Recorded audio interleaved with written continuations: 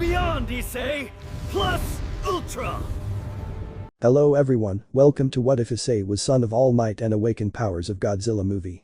Before we start, please go support IsseiOmniversalCaos for writing that awesome fanfic.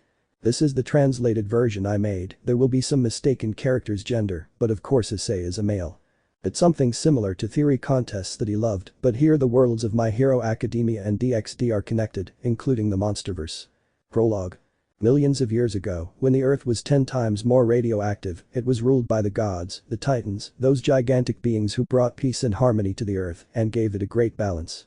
The races of these Titans were somewhat strange, as more and more were born to have different purposes in the balance. The strongest races were the following. The Kong species. Gigantic gorillas 50 to 90 meters tall, being strong Titans capable of making weapons and other things. Skullcrawler species. Small but lethal two-legged Titans resembling a lizard with a long head and terrifying teeth. In addition, they had a skull drawn on their head. The Hyoudou species, beings practically lethal and superior to the Skullcrawler, feared the power to create electromagnetic pulses. They could lay eggs in other dead Titans and thus give birth to a huge number of them and become the dominant species of all Titans, but this is not the case, and they were rivals like the Kongs of the ultimate species, the strongest. The Godzilla species was the strongest of all. Its king, Dagon, the strongest of his race, was the king of every Titan and was in charge of maintaining the balance on planet Earth. When he saw an imbalance, he interfered.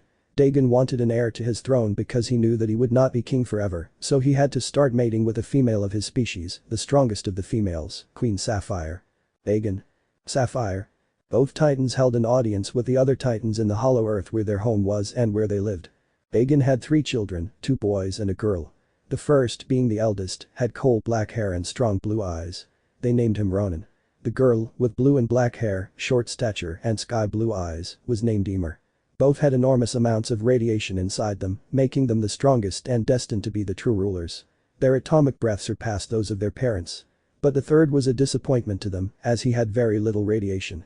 One could say he was the opposite of his 2 siblings, with gray and black hair, one red eye and the other blue. We see how in a place full of rocks with vegetation and some large water pools, sitting on the edge of one of those pools was a scaly charcoal-colored reptile with small dorsal plates on its back, measuring 50 and 6 meters tall. Why am I still suffering here? What did I do to deserve this? The little reptile said to the water as it was looking at its reflection.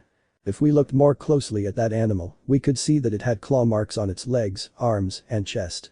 On one part of its tail, it had a bite mark, and on its face, it had 2 marks. One on its right side near its eye and the other on its left cheek. Every day is the same. Being humiliated by my brother, being beaten by the other young Titans, and being told that I am disgusting and a disappointment to the most powerful family of all, and that I don't deserve to have the title of prince, the little reptile said to himself with some sadness, because everything that was happening to him was true. From that moment on, Dagon and Sapphire were very disappointed in him, and of course, the Titan wouldn't be so stupid as to abandon her son, since she knew that if she did, the Titans would notice. So, in a bad way, she decided to take care of him for a while, until it was time to abandon him. There, Godzilla's personal hell began, because at 6 years old, he didn't receive their attention. Instead, all their attention was towards his brother. On more than one occasion, he tried to get affection or love from his parents, but all he received was, "Get out of the way, you nuisance. Leave us alone and go back to your corner. If you cry, I swear your punishment will be much worse." That and more was what Godzilla received in return. Threats from his own parents and hatred towards him. Not even his brother supported him. Instead, he began to use him as a punching bag when he started training to manage and control his power, and unfortunately, Godzilla was his victim in his training. Not even Dagon did anything to help him because he saw his second son as a disappointment. His sister Ymir couldn't do anything about it because she didn't want problems with her parents or her older brother. "Ah, it's getting late, and I don't want to upset my parents," Godzilla muttered to himself as he stood up and decided to head home. It's worth noting that Godzilla is only 9 years old at this point. The reptile began walking towards his house, wondering if one day all his suffering would finally end. The little Titan walked for a couple of hours, lost in thought, unaware that some Titans passing by were watching him and whispering nasty things about him. Godzilla was known as the black sheep of the family, or the disappointment of Dagon and Sapphire, all because of Goliath, who had spread the word about his brother's condition. "What a small waste of my kings," said a Titan. "I still wonder why the kings still maintain it," said another Titan. "It would be better if he left this place because he doesn't deserve to have the title of prince," another Titan would say. "The only prince who matters is Ronin." This being doesn't deserve to be a prince at all. The princess will one day be the strongest, surpassing her mother, said another titan. That and more were the things Godzilla always heard. Insults from those titans, their desire for him to leave and never return, and the worst things he didn't want to hear were that he should die or that someone should kill him. Godzilla disliked that and heard it every day. Godzilla continued walking until he reached the entrance of a large mountain that, strange as it may sound, was shaped like a temple.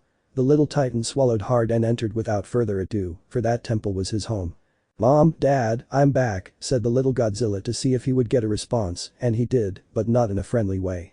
"Get inside right now, brat, and you'd better not make a scene," said Sapphire, the mother of Godzilla, Ronin, and Ymir. "Okay, Mom," said Godzilla. "Don't call me Mama scum and come here quickly," said the kaiju. The little one, somewhat frightened, nodded and went to where his mother was. It was a place where Sapphire fed her son Ronin, as well as Ymir, but she only gave Godzilla the scraps. The reptile arrived at the spot, sat down, and his mother, looking at him with disdain, practically threw a couple of fish in his face, telling him that was all he would eat. Godzilla, without saying a word, began to eat them. Just then, two more voices arrived. "We're back, Mom," said the voice, revealing itself to be Ronin, Godzilla's older brother, who is now 13 years old. "My dear, we're back," said Dagon. "We're back, Mama," Ymir said. "Oh my dear son and daughter, how wonderful that you've returned. I prepared a special meal for you both, and especially for you, my lovely son," said Zephyro to her children and husband, and it was clear that she was very friendly only with her husband and her firstborn son. "How pathetic, they'll get the best food, and I'll only get this because that's just how life is with me," Godzilla thought to himself. "Oh little brother, you're eating, haha, that's good for you, even if it's not much, it's good for you," Ronin said to his brother with some sarcasm. The Titan simply didn't care. "Yeah, and you'll eat all that, right?" said Godzilla. "That's right, I'll be able to enjoy that great meal," Ronin said to his brother. Dagon said nothing as he watched his son talking to Godzilla. He simply watched a moment for a while until Ronin told him to go eat, and the obedient Titan complied and went to eat with his parents, leaving Godzilla alone. "Even my father doesn't say anything to me, how awful, I'm simply his shame and disappointment because I had to be born," Godzilla thought to himself, saddened by the realization that he was a burden to the family. After eating, and Godzilla seeing how his two parents showed affection to their son Rona and pampered him a lot, they went to sleep and our protagonist, knowing where he slept, went to a corner and without further ado lay down on the floor. "Another day in my personal hell," Godzilla thought to himself before falling asleep. When Godzilla fell asleep, he didn't notice that his brother Ronin was watching him, and Ronin, with a somewhat evil smile, said to himself, "Don't worry, little brother, you'll soon be leaving this place. Tomorrow my plan will be carried out, and with that, you'll be expelled from the home forever. So rest, because this is the last time we'll see you," Ronin thought to himself. The next day, Godzilla woke from his sleep only to see his brother Ronin standing before him.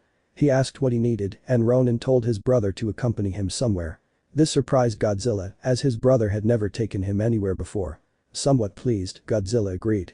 Ronin, with a smile more fake than ever, told him not to waste any time and to go. Godzilla nodded. Thus the two brothers left the house in one direction without Godzilla, realizing that he was going to fall into a trap set by his brother, and knowing that his plan was going to work, he only thought about how Godzilla would react. "And tell me where we're going," Godzilla asked. "We'll go to a special place and don't worry, you're going to really like the view," Rona said. "If you say so," Godzilla said to his brother. "Haha, believe me, the view will be very fine," said Ronin, although he was laughing inside because when they arrived at that place, his plan would be carried out. The two Titan brothers walked for a few minutes, moving away from that place and arriving at another. There, Ronin asked Godzilla to close his eyes, and Godzilla obeyed. Ronin then guided his younger brother toward a large lake surrounded by trees and vegetation. He stopped and told his brother to open his eyes. Godzilla did as he was asked, opening his eyes and seeing a beautiful landscape before him. Godzilla liked it very much and asked his brother. "Wow, this place is both elegant and beautiful," said Godzilla, his eyes sparkling. "Haha, that's right, brother. Enjoy this view, because it'll be the last time you see it," said Ronin in a slightly mocking tone. It seems this will be the last time I see this." Before Godzilla could say anything, he unexpectedly saw his brother's fist go straight to his face, and before falling unconscious, the last thing Godzilla heard was, "You will never bother the family again, little brother," Ronin said as Godzilla fell unconscious. Ronin, who had knocked his brother unconscious, just smiled and began his plan to get rid of his useless brother, Godzilla. We see Godzilla wake up after his brother has hit him, leaving him unconscious for a couple of minutes. "Oh my head, but what was that and why did Goliath do it?" wondered the little reptile as he stood up and, shaking his head a little, noticed that his brother was not there. "Hey, where did he go? Did he leave me here all alone?" said Godzilla, noticing that he was indeed completely alone in that place. But where did he go? Did he go back home and leave me here for nothing?" "Oh, I've been tricked by him again," said Godzilla, somewhat angry at the realization that his brother had deceived him. "Well, for now I'm going to enjoy the view a little. Then I'll come back and ask him why he did it, but I still don't understand that last part. How could he enjoy this view before I leave? I don't understand," the prince said to himself, not understanding that last part. Although it might not seem like it, he felt a bad feeling about his return. A few minutes later. Godzilla was returning home after having been in that place which was very beautiful and even hunted some fish which he ate as if there were no tomorrow, enjoying his breakfast, but as he walked home Godzilla noticed something. The titans who passed by and sometimes talked among themselves were now looking at him with angry expressions as if he had done something very bad. "Why is everyone looking at me like that? Did something happen while I was gone?" Godzilla said to himself as he continued on his way home, unaware that the titans, both large and small, were looking at our protagonist with total hatred. And very soon, Godzilla would know the answer. "This is starting to bother me. They keep looking at me like this, but why didn't I do anything wrong? And my parents are outside the house, and why are they looking at me with that expression of total anger? And why is my brother with those wounds and being hugged by my mother?" said Godzilla. And what Godzilla was saying was true, because in front of him were his two parents at the entrance of the temple, looking at our protagonist angrily, while his brother Ronin was being hugged by his mother, and it was noticeable that he had scratch marks all over his body, as if he had been attacked.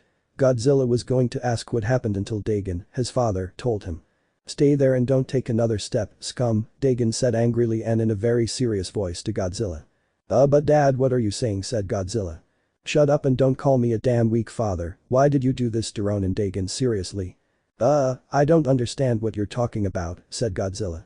"Don't play dumb, you miserable." Ronin told us that you went crazy and attacked him so badly that he had to knock you unconscious, and when he came back here crying and with those injuries and telling us who did it, it made us very angry," Zafiro said to her son. Godzilla was shocked by what he heard. He would never be capable of hurting his brother, much less could he do it now. He realized that this was all a trap set by his brother. Godzilla told his parents that he had never harmed his brother and that he was lying, but Dagon, not believing his son, walked towards Godzilla. Before the reptile could continue speaking, his own father struck his son with his right claw, sending him flying about 4 meters back. Godzilla, upon falling to the ground and feeling the pain of that blow, never believed that his own father would do that to him, and Dagon said. "You wretch. You yourself harmed your own brother, and I will not tolerate that anymore. So listen to me very carefully, Godzilla. From now on, you are banished from this kingdom, and it is forbidden to return here. So if you disobey this, I or some of the titans will kill you, and believe me, we will not be friendly with you. Furthermore, from now on, you cease to be a prince and will only be in exile. So with that said, get out now," Dagon said to his son. The reptile was speechless. His own flesh and blood had just banished him from his home, and he couldn't believe it. He wanted to speak, to tell him that it was foolish and that he didn't deserve this, but Dagon was clear and, with a serious look, told Godzilla that he would have 60 minutes to leave or he would send his comrades to kill him. No, Mom, you support him in this," Godzilla said, wanting an answer from his mother, but he only received a word that left him with a wound for life. "If that's the case, I agree with him, and don't call me Mom because I never was one to you, you were just a nuisance and a mistake, nothing more," said Sapphire to Godzilla. The little titan was now speechless. His mother, his own mother, told him that he was just a mistake and nothing more. This shattered Godzilla inside into thousands and millions of pieces. The titans who saw this began to shout at Godzilla to leave and never come back, and with nothing he could do, he began to run while all the monsters insulted him. Dagon and Sapphire watched him go, and Ronin, without anyone noticing, gave a slight smile because his plan had worked. Although no one, not even the two kings, noticed, in one part it looked like a kind of giant emerald-colored butterfly, watching everything with anger and frustration, but at the same time sad for the little Godzilla. "I'm so sorry, little one. I'm sorry I can't help you. I just hope, if possible, that you have a better life than here," said the butterfly, before flying away. On Godzilla. The little titan ran like he never had in his life. His family hated him. His father beat him and banished him from his home.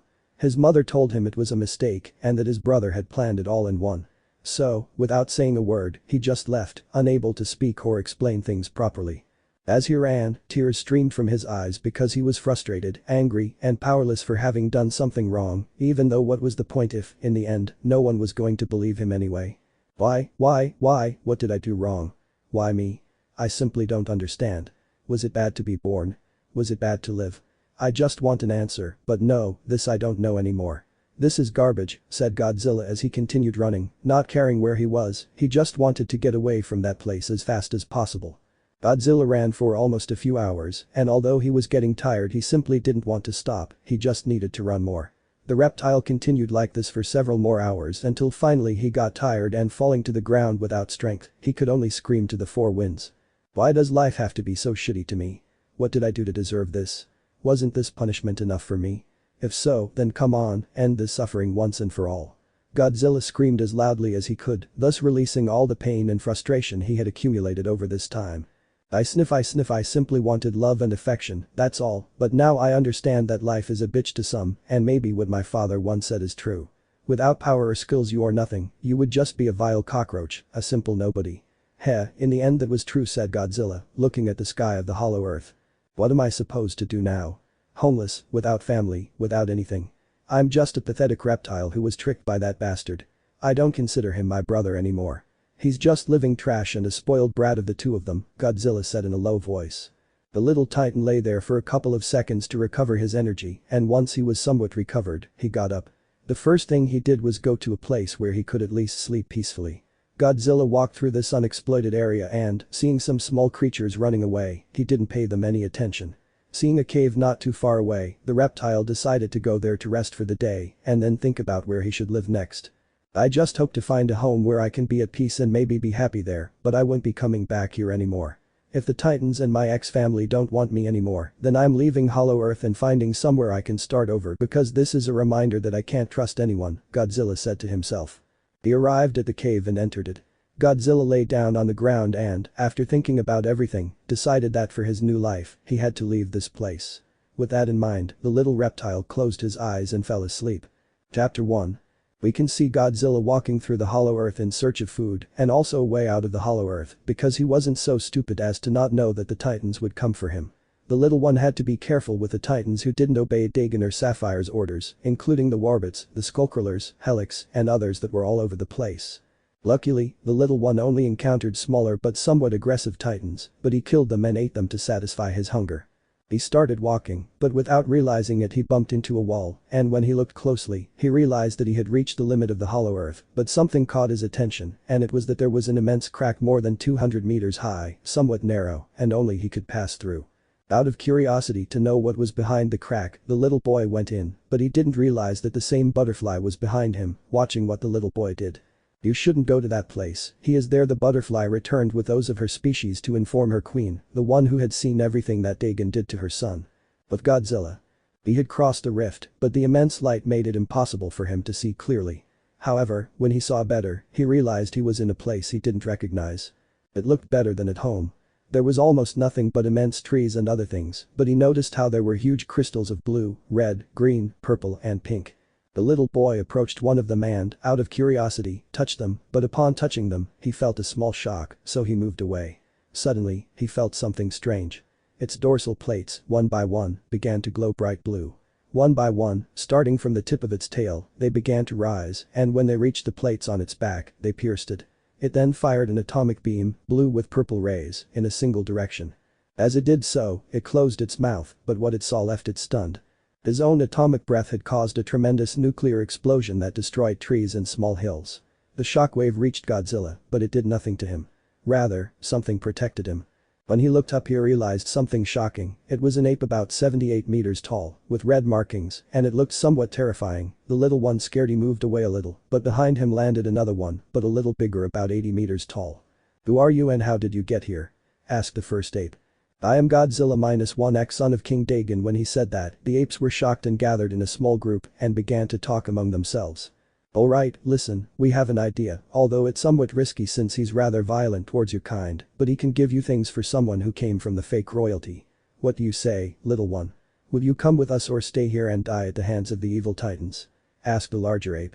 Godzilla considered whether to accept or not, but after remembering everything they did to him and seeing the crystals that helped him with his atomic breath, which was very destructive, and especially when he saw what was left of the place where he shot it, he made a decision. "I accept," said -1. So the apes began to guide -1 to his home, which was some distance away.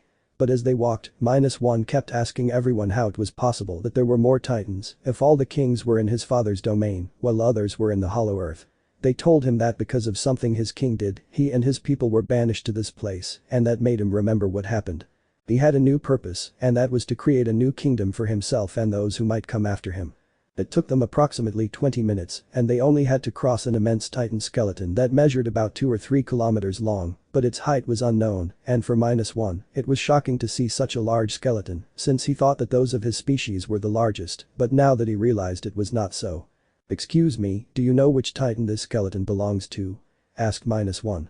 "The truth is we don't know. When we were banished, we were also shocked to see this type of skeleton, although we have an idea that perhaps before us there were primordial titans, so you understand, the first ones, our ancestors, long before us, and for that reason they are so big."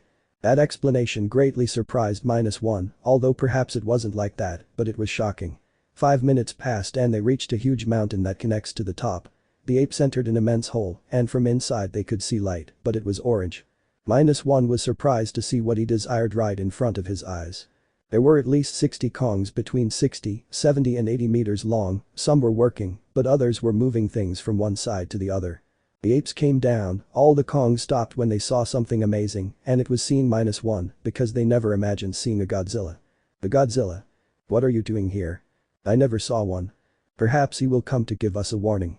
The apes that accompanied him reached a large wall, and from it came down an 80-meter-tall gorilla with red paint marking its chest.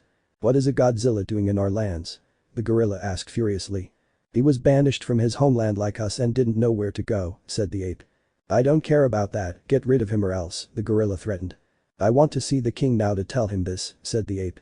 "That will never happen, now get out," said the gorilla. "I can't do it, tell the king," but he couldn't continue because the gorilla hit him, causing him to fall to the ground. "I told you to get lost." The gorilla grabbed a bone he used as a weapon, and that caused -1 to release a blue aura and let out a terrifying roar that echoed throughout the mountain and beyond. Beyond. On the other side of the wall that divides both worlds, in Dagon's home, Ronan was playing with his daughter Ymir and practicing his atomic beam when they heard the roar of -1 echoing, which made several titans and other creatures tremble with fear, and others were surprised. "What do you think Dad was?" Ymir asked. "I don't know, daughter, but it can't be anything good," said Dagon when he saw a small rodent coming across the sky. "My lord, that roar came from the limits of the hollow earth," said the rodent, bowing in a sign of respect, but when he said that he was surprised that it came from so far away. "Something about love doesn't feel right," said Sapphire. "I know, love, I don't like it either," he said, holding his wife's hand. Underworld. All the gorillas and apes were shocked, the first by -1's roar, the second by their terrified stares, and the third because he accidentally used his atomic breath against the gorilla, injuring the ape who was defending him, leaving only half his body and blood gushing out. 2 gorillas who were above and saw this were shocked, as the shockwave from the explosion was so powerful that it knocked them down. But when they got up, they heard faint growls and other sounds, and they turned around terrified. Behind them was a large cavern, but in it they saw the figure of an ape sitting on what appeared to be a red throne, surrounded by several bones of titans. This ape looked up, revealing 2 glowing blue eyes and bright orange fur. Just as a gorilla was about to hit -1, a terrifying roar was heard that scared everyone and caused some to start kneeling. -1 saw even a small bright orange monkey kneel down. "Damn, I attracted the attention of someone I shouldn't have," he thought worriedly. From above emerged a huge, skinny, terrifying ape with orange fur, blue eyes, and a bone whip on its right shoulder. It roared at a gorilla who backed away in fear. The ape got on all fours and jumped, landing a few meters from -1, who was terrified. He knew nothing about this titan, and his instincts told him to flee, but he couldn't even move. The enormous ape stood up and its size was colossal, being 100 meters tall, the same height as Dagon. The ape saw -1 with a terrifying laugh and began circling him as if inspecting him. He approached to within a few meters of him and began to sniff him until he smiled and started laughing, just like the others, leaving -1 in shock. "Tell me, who are you, little prince of Dagon?" said the ape in a sinister voice. My name is -1 ex-prince and ex-son of King Dagon," he said the last part with hatred. "I like you, kid. They call me many things. The false king, the destroyer of titans, but you and the others can call me Scar King -1. -1 was terrified. Scar's mere presence was terrifying. You could say he was an Alpha Titan. An Alpha Titan was the leader of a pack of Titans, and one is the strongest. The strongest can fight against the king of all monsters to see who can become the new Alpha, but no one has been able to defeat Dagon. Are you an Alpha Titan? Asked -1. I was, but now that I'm banished like you, I don't know how strong I am against an Alpha Titan, Scar said. I see, said -1. Tell me, little one, don't you want to join me? Scar asked, prompting Kuoh to say that it would be fine because they would have a better chance of escaping the place that kept them locked up. Why? Asked -1. Why, what? I asked, confused. Why would he be interested in someone like me? My whole life I've been mocked for being weak, useless, a failure, a mistake. I'm just someone who shouldn't have been born, said -1 sadly. You're not weak or anything, kid. You know, you remind me a lot of myself. Everyone of my kind used to make fun of me for being the weakest, the smallest in my family. I wasn't very good at fighting, and that's why they exiled me. I spent months and years wandering all over the hollow earth until they found me. The Kongs gave me something my kind never did. A family, a home, and friends. They treated me like one of their own, even though my kind had been enemies for many years. But one day, the Godzilla and Kong species went to war, so many went to defend their people. Among them were my friends, my siblings, and my parents. More than 60 went to fight, but when they returned, only 20 Kongs came back. The Godzilla forces surpassed them in strength, power, and numbers. No one could stand against them, and King Bitsuma was the strongest. Even just standing in front of a Titan was frightening.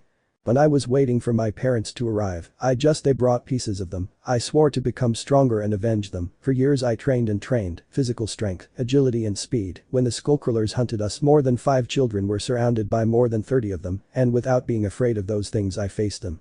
And what happened? Asked -1. I killed them all. From then on, they saw me as a hero and someone to admire.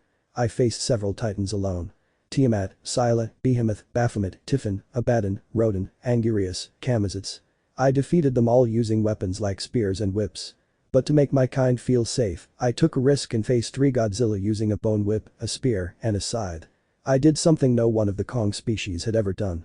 Kill 3 Godzilla. When I brought the bodies before the elders, they recognized me as a worthy king. The Godzilla species feared me. Now that I had managed to kill 3 of their kind, they were afraid to face me. They always sent several Rodan to try to kill me, but they couldn't defeat me and my soldiers. What happened next? Asked -1. They betrayed me. Some elders feared me, that one day my ego would turn me against them. They set a trap for me. I was surrounded by several Titans. Rodan, Godzilla, Kong, Behemoth, Camazotz. I managed to kill some, but I faced their alphas, including Bitsuma and his son Dagon. I fought like never before, but I lost the battle. They threw me here along with my followers. I swore that one day I would return and kill them for this betrayal, Scar finished. You remind me of my boy, so I want to know if you wish to join me. In return, I will give you power, a power that they will not be able to possess except for you. What kind of power? Asked -1. Follow me, kid, Scar said, and Minus started to climb. He was lifted up by an ape. Scar stopped and looked back, and as he saw -1 walking and approaching him, he realized something shocking and terrifying. In front of -1 were more than 200 Titan skeletons of different species. Here are my trophies, kid, and from these trophies I make my weapons. All these are the ones I killed. I always bring back their bones, or sometimes the whole thing, but here are my favorites, said Scar, approaching with Minus. My user, upon seeing what Scar was showing him, was shocked. In front of him were those of his species. There were about 5 intact skeletons of the Gajira species. The Gajira I defeated, the first ones, but the one who gave me the most fight and earned my respect, your grandfather Bitsuma. Scar showed -1 the skeleton of his grandfather forming a circle with his body. Your grandfather put up a great fight. He also left me the scar I have on my eye. He earned my respect, and that's why it's like this. That's my sign of respect. It's impressive, but what power will I have? -1 asked, as he had some doubts. It's simple. There are many Godzilla who develop somewhat strange abilities. One of them is absorbing radiation from objects or dead Titans to evolve. You have that ability to absorb radiation. If you absorb all the radiation from these skeletons, you will become bigger and stronger. You would become the true king of Titans, the god of Titans. That's why I need to know. Do you wish to join me? Scar asked with a smile. -1 saw his grandfather's skeleton and, remembering everything they told him about being weak, he made a decision. I accept, said -1. Scar smiled happily at that answer. Good, but you must train. You must learn to control your atomic breath, since from what I've seen, it consumes a lot of energy and takes time to recharge. So you must learn to control that first. Then you must learn how to absorb the radiation from these bones.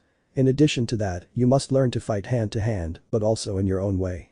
You must learn many things so that you can overcome Dagon and his children, Scar explained, sitting on the throne that was his. How do I do that? I asked, with a hint of doubt. Well, I know a few people who. Keep your hands away from Prince Scar King. Scar and Minus saw above that there were 3 white butterflies, one of them came down and landed in front of Minus, as if protecting him. The butterfly was about 20 meters tall, its wings were about 60 meters long, it gave off an aura of peace and tranquility, the others were of different colors, but in reality they were not white but strong green. Well, if it isn't Queen Elena, the Gigantith Queen, and her daughters, Cassandra and Luna. What does the Queen want in my territories? Scar asked, prepared for anything. Although it might not seem like it, he was never an enemy of the Mothra Gigantith race, since they healed him when he was wounded in battle. We don't know what your intentions are in having the prince with you, Scar, but if you plan to hurt him, we won't allow it, said the prepared queen. I didn't expect him to do anything wrong to me, he's helping me with my radiation issue, he encouraged me to scare of my own free will, said Minus, trying to stop the queen from attacking him. What? The queen asked, shocked. Just as you hear, your majesty, he allied himself to me of his own free will, in exchange for giving him power and allowing him to create a new kingdom for the Titans, not like Dagon. When the queen heard that, she was surprised that Scar would want to help Gajira, especially if it was the son of Dagon, the one who imprisoned him. I know you distrust Scar, but he didn't do anything to me. Please don't hurt him. He's the only Titan, along with his people, who treats me for who I am, unlike the other Titans who never did that for me, Minus finished explaining, saying the last part sadly because he couldn't stand being treated badly, just because he didn't have as much radiation as his brothers. I know what you mean, Prince, but we hardly trust him. He hurts my people, but he has killed many Titans, and you see it right in front of your eyes. All these Titans had families, and he killed them, said the queen, trying to reason with the prince. But he did it for those who welcomed him and treated him as one of their own. He was only protecting them from the other Titans who were trying to kill them all. I recognize that Scar was cruel in killing so many, but he had no choice. If he didn't do something, they would surely kill all his people, said -1, defending Scar, who was surprised that Minus was defending him. But he didn't just do that, he killed everyone of his own kind, he killed everyone who was like him, said the queen, leaving Minus shocked. If he did that, it was for the best. They treated him like I did and only sowed hatred, and that strengthened him, and look where he is now. He was worthy of being a king, but they betrayed him. He's no different from the Alpha Titans we know. He deserves to leave here and rule with the true Alpha Titans. -1 said, somewhat annoyed that they saw Scar as a murderer. The queen didn't know what to say, but seeing that the prince had great admiration for Scar and defended him, she knew that he saw something in Scar that the other Titans didn't see in him when they betrayed him. Yes, your highness, I will support all the decisions you make from now on. It doesn't matter if you decide to confront all the Titans in order to create a new Titan kingdom, my people and I will follow you. That is a promise, my lord, said the queen, bowing next to her daughters who smiled with excitement at knowing that they would serve the future king of the monsters. Well, you have your allies, young king. Now, as I was saying, there's someone who can help you with that, Scar said, startling the Gigamus. Who? Minus asked. She pointed to a dark place. From that dark place, 2 bright wide eyes could be seen shining. From that enormous cave emerged a Titan that even the Gigamuths believed did not exist, the first Titan, the mother of all Titans, the Titan goddess, the greatest and most powerful. I present to you the goddess Titan Shimu, Scar finished saying as this Titan approached him, and he stroked her head making her smile happily. This Titan measured about 130 meters on 4 legs, being the largest Titan so far. She can teach you the basics so you can absorb the radiation from these bones and grow bigger and stronger, Scar explained. Then the Titan glowed white and began to shrink, as did Scar, the Gigantomyth queen along with her daughters and the -1 himself. The -1 surprise, the Titan Shimu was a beautiful woman with snow-white hair, a body that wasn't particularly striking, but she was very pretty, wearing a white dress with blue snowflakes. Ara, how are you little one? Said the Titan in a sweet voice to -1. You, it's a pleasure, Shimu-sama said Minus nervously, kneeling before Shimu. Come on, you don't need to do that, little one. Get up. I gave up my title of goddess of the Titans a long time ago. Just call me Shimu, Shimu said calmly and smiling happily. Scar, well, he didn't have hair, but his beard was red, I was wrong about the fur, it was red, and he had blue eyes, and he was thin and all. Well, you know, she'll teach you everything you need to know. Then, when you're ready, you'll be able to absorb the energy from these bones. Please, Shimu, take him to your place, Scar said, taking his Titan form and sitting on his throne. More than 5 months passed, and during that time more children like -1 appeared, who were banished from their homes for being weak. Those who appeared were from Behemoth, Broden, Scylla, Methuselah, Abaddon, Rygen, Amara, Lithos, Possessed, Titan Tiamat, Leviathan, Quetzalcoatl, Yamato no Arachi, Lakelm Bemb, Kong, Godzilla, Ion Dragon, Hyoudou, Skullcrawler, Hamazitz, Angirius, Berrigan, Kamadathrax, Azor, Baron, Hydra, Zilla, Bagura, Orbit, Megalon. All these children became followers of -1, all of them began to absorb the radiation that the crystals had and the radiation of the place, making it bigger and stronger. -1 was growing somewhat quickly, Shimu taught him to control his energy, and he succeeded. He had managed to control his atomic beam until it was not destructive and thus did not waste energy. His size grew to be 90 meters tall. His brother Sukkot, the son of Scar whom he considered his father, also grew only to 70 meters, but believed he could grow more. -1 faced several gorillas in Scar's service, and Minus had defeated 2 out of 3, since the last one knocked him out with a very strong blow. Each day -1 was improving, and his beam became more powerful and enormous as he moved away. Scar was happy with the results of the training of -1 and his son Sukkot, who had managed to defeat 4 gorillas with weapons, and he with his bare hands. Soon the Gigamet race formed an alliance with Scar, as did the Skullcrawler race, since the one they had was looking for the prince to form an alliance with him. The race also mutated, and now there were 5 females and 7 males in Scar's kingdom. Minus was happy that his future empire could be fulfilled, since he had the 2 most feared and terrifying races of all the titans. But not everything would last forever.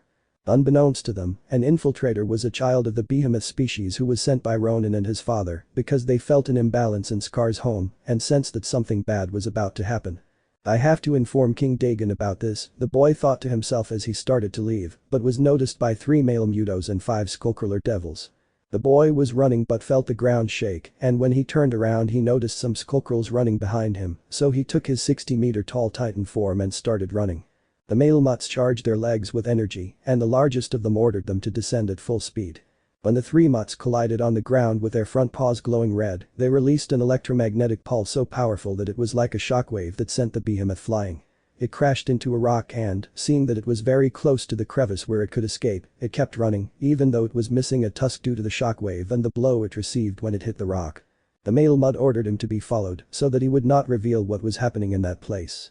The Skullcrawler, being faster runners, were going so fast that one climbed on top of him and bit him, causing him to fall and try to get it off.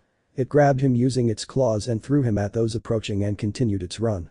He took his human form and kept running, but the Skullcrawlers were about to kill him. The boy managed to enter the rift and they couldn't do anything. They were about to do something, but they heard the roar of their future king, so they left. The boy sighed in relief, but noticed that his back was bleeding a lot due to the bite. In addition to that, he noticed how part of its fangs was embedded in his abdomen. He had barely taken a step when he fell to the ground.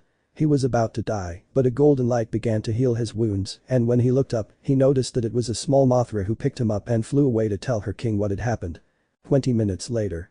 They have allies like the Mudos and the Skullcrawlers, there are too many of them, not to mention they have the children of every Titan, Scar King, the Titan Shimu and others, the boy finished telling Dagon, who was thinking about what to do in this situation, since nothing like this had ever happened before. Well, if it's true, we must each send 4 of these Alpha Titans to the battle. We must not allow the extraction of radiation, said Dagon, and each Alpha Titan went to gather some of their best warriors. Underground Kingdom. Each Titan could be seen in their human form, there being at least 70 Titans in their human form, and counting the apes and gorillas who were pounding their fists on the ground.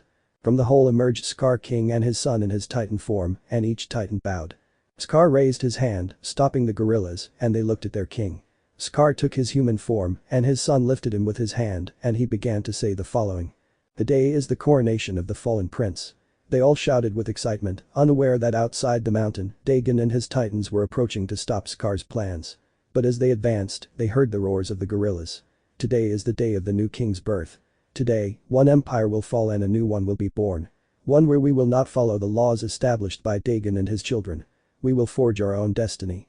All bowed the future king of the titans, King -1. Behind him came -1, emerging in his 90-meter-tall titan form. Scar took his Titan form and bowed before him, as did all those who took their Titan form and knelt before him. Scar signaled to Minus to follow him. So Scar and -1 began to follow him, and behind them were 2 female mutts and 2 gorillas with spears as guards. Scar arrived at the center where the Titan Shimu was waiting for him, who bowed to -1. Scar roared to signal to do something, and 10 gorillas brought the skeletons of the dead Gojira and placed them in circles around -1, who lay down on the ground and began to concentrate, and at that moment, the dorsal plates of the bones glowed and strange blue roots of energy began to gather in -1. His dorsal plates began to glow and began to increase in size, his arms became longer, his body began to increase in size little by little. Scar took his human form, stretched out his arms, and screamed. This is the birth of the new king. But a loud noise caught everyone's attention, and they looked at the only entrance they had, and some people's eyes were filled with terror and hatred. Above where the entrance was, they saw Dagon along with some alpha titans like Behemoth, Rodan, Quetzalcoatl, Kong, Mothra and others who were accompanied by some of their own. Their plan is over, Scar. You can no longer do what you're doing, said Dagon in his human form. Scar was very upset because Dagon had never shown any interest in his domain after he had locked him up in this place, and now, after his former son was about to achieve his goal, he appeared to destroy everything that he and his son, -1, had accomplished over a long period of time. Scar roared and pointed at the Titans and Dagon. All the gorillas, Ion Dragon, Mutos and Skullcrawlers went directly to them, and they started a battle that wasn't very big, but it made the whole place tremble. The Titan Shimu froze everything around her to prevent the extraction from being stopped, but her ice wall was destroyed by a stone stake that fell from above, and she watched as a rodent began to destroy the base of the peaks, causing them to fall point first. Shimu used his power to stop Rodan, but it was impossible, and that's when a stake fell on him, piercing his back and coming out through his stomach. Shimu roared so loudly that it could be heard for several kilometers. Rodan approached her and saw how she took her human form. She was bleeding profusely, with a hole in her stomach due to the stake. She looked at Rodan with hatred because, despite the fact that she was their mother, the mother of all the Totans, they saw her as a threat. Scar, using a spear, killed several behemoths. One of them gave him a strong blow, starting from behind, causing him to almost crash into a rock. Seeing Shimu about to die, he became enraged and took out his bone whip and threw it at the behemoth that had attacked him. The behemoth, thinking that he would do nothing, never imagined that Scar would have such great strength as to bring him to him and plunge the spear into his head, ending his life. The rodent began to swoop down, ready to attack him, but Scar was faster and punched it in the head, and after a quick movement, he decapitated it using his spear. Dukongs ran towards him and he did the same, using his whip he threw it and it ended up wrapping around one of their arms, and he pulled with such force that the spikes on the whip caused great damage, making him red with pain, but he was silenced by a punch from Scar. Then he looks back and sees a Kong approaching with an axe, so he grabs the one he had and gets hit in the head with the axe.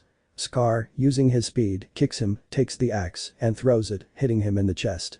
Then it roars in victory. But a footstep made him stop. He looked at the cause, it was Dagon who was looking at him furiously, his dorsal plates glowing blue, his eyes emitting blue smoke, his nose the same. Beside him was the king of the Kongs, Tajima, measuring 100 meters in height, being the largest of the Kongs. Scar took his whip and his spear. So this is the final battle, only one king will remain standing. I look to the other side, seeing -1 still extracting radiation, and I see how his few dorsal fins were slowly growing. I notice how some female Mutos, male Mutos and Skullcrawlers were protecting the future king with their lives. I must end this quickly. Scar launched an attack, and Dagon and Tajima also joined in. Scar struck Tajima, then used his whip to hit him in the back and leaped up, delivering a spinning kick. However, he was struck by Dagon's tail, who bit his hand and began to squeeze it tighter and tighter. Scar grabbed his spear and slashed Dagon's face, causing him to release his grip. Scar launched his whip, the spikes piercing a dorsal plate. Using his strength, he ripped the plate off, causing Dagon to roar loudly in pain. But Scar silenced him with a kick below the jaw, sending him sprawling onto his back. Scar watched as Tajima got up and delivered a powerful punch that knocked him down. Tajima grabbed his axe and was about to kill him, but Scar dodged the blow. The axe stuck in the ground, and Scar took advantage of this, using his spear to inflict a large horizontal gash across Tajima's chest.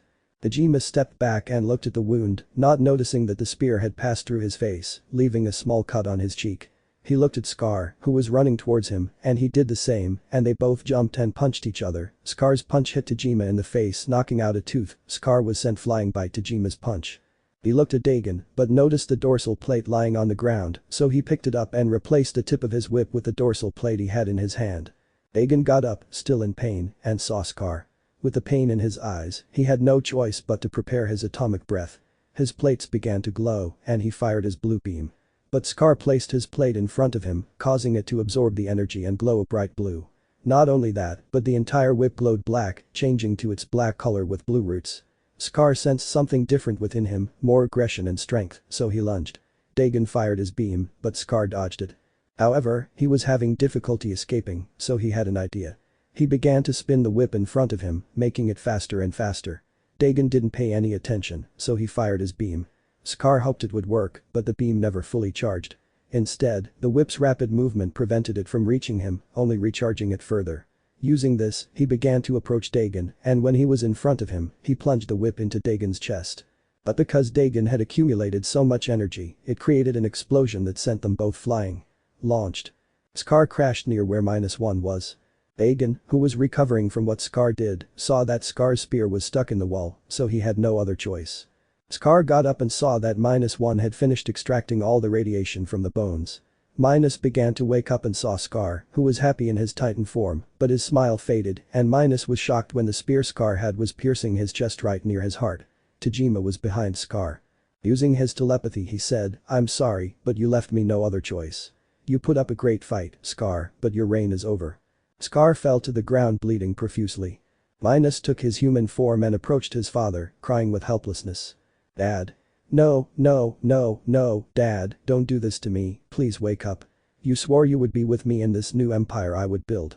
The cries of -1 could be heard throughout the place, the corpses of the titans who defended them were scattered all over the place. -1 sees his fallen friends. Everyone he knew was dead. I looked at the two titans that were in front of him, and he looked at them with anger and resentment, and he screamed and his scream transformed into a roar. He was surrounded by a pillar of blue fire. The pillar vanished, revealing a 110-meter-tall Godzilla with black scales and dorsal plates almost like its mother's, but longer and more pointed. Its slightly longer arms with sharp claws, its long tail, and sharp pointed teeth adorned its mouth. Minus roared and began running towards both of them, and they did too. The three collided, creating a shockwave. Minus lashed out at Tajima with his tail, while Dagon bit his face, sinking his teeth in. This enraged Minus, who used his claws to dig them into his father's hair, but still wouldn't let go.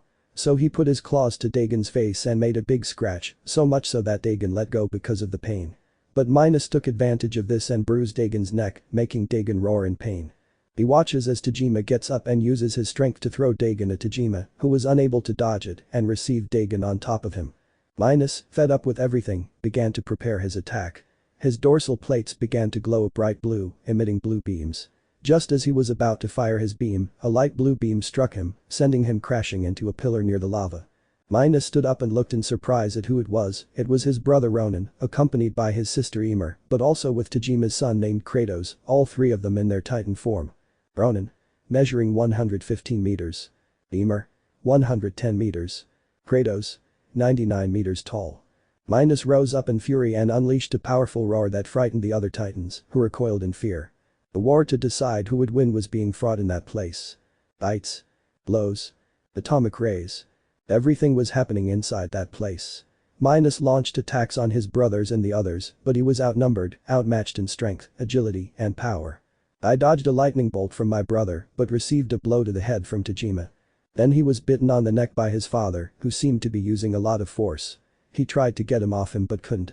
He charged his atomic breath ready to fire, but his father, seeing this, ripped out his right eye, causing his charge to stop.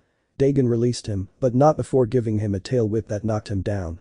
Dagon fired his atomic breath, hitting Minus in the chest, who roared in pain until Dagon's beam stopped. Much of Minus's scales were no longer revealing his flesh, and the rest was burned. Minus couldn't take it anymore, he charged his atomic breath, he didn't care if he was hurt or not, he charged his beam ready to fire, and when he did he looked at his sister who was looking at him, as if saying please stop, but he began to remember that she never defended him, never was with him, never comforted him, nothing, so he fired. His beam was aimed more precisely at Ronan, who fired his beam in time. Both beams collided, forming a sphere of energy that grew larger and larger. Minus exerted more power, and his beam began to gain ground. Then, Emer, seeing this, helped and fired her beam, a green beam that joined Ronan's, making Minus's beam and theirs equal. But Minus's resentment and his desire to destroy all those who had taken his family, friends, and followers caused his power to begin increasing. His beam became darker and began to gain ground, almost hitting both of them, who were seconds away from death. But three more beams joined in, beginning to gain ground. Dagon, Sapphire and Tajima, who fired white lightning bolts from his hand. Minus began to be pushed even though he dug his claws into the ground to prevent it, but seeing that they did not give up, perhaps he could do something, but it was impossible. Minus watched as the attack grew bigger and moved towards him with increasing speed. The sphere impacted on -1, creating a huge explosion that shook the whole place. In the explosion, the heartbreaking roar of -1 could be heard until he fell to the ground. The smoke dissipated, revealing Minus in his human form as a boy of about 14 years old, his chest burned showing flesh, his right eye was gone, he had no left arm, one leg was broken, his neck was bleeding. Aegon took his human form, and so did his family. Aegon approached -1, who was already just a few minutes away from being in the other world. Why? They all saw Minus looking at them with eyes full of hatred. We couldn't allow you and the others to cause a war. You were a danger to the natural order of life. I understand that you hate us, but even if I resisted you at first, you would be banished again or killed. You already caused this because of us. Please let us help you. We can save you, Dagon said worriedly. Do you have any idea how many friends died in this fight that you started? Said Minus. Those lives would have been better if they had never met you. They died defending you. They were truly worthy of being a king's protector, but you are not and you never will be. Said Dagon. Minus just kept silent and looked at the ceiling. I don't get hurt anymore when I fight with my brother. I was able to read those structures. I kept my promise and I tried hard. I was able to become stronger, Minus said, crying. I don't understand what you're talking about, said Dagon, looking at him seriously. I'm talking about the things you gave me, she said, looking at them with tears welling up in her eyes. I don't remember anything you're saying, she said sadly. Minus's gaze shifted from sadness to outright anger. Why don't you remember? Why are you destroying everything I created? What did I do to you? What am I supposed to do? What did I do wrong then? Why do you hate me so much?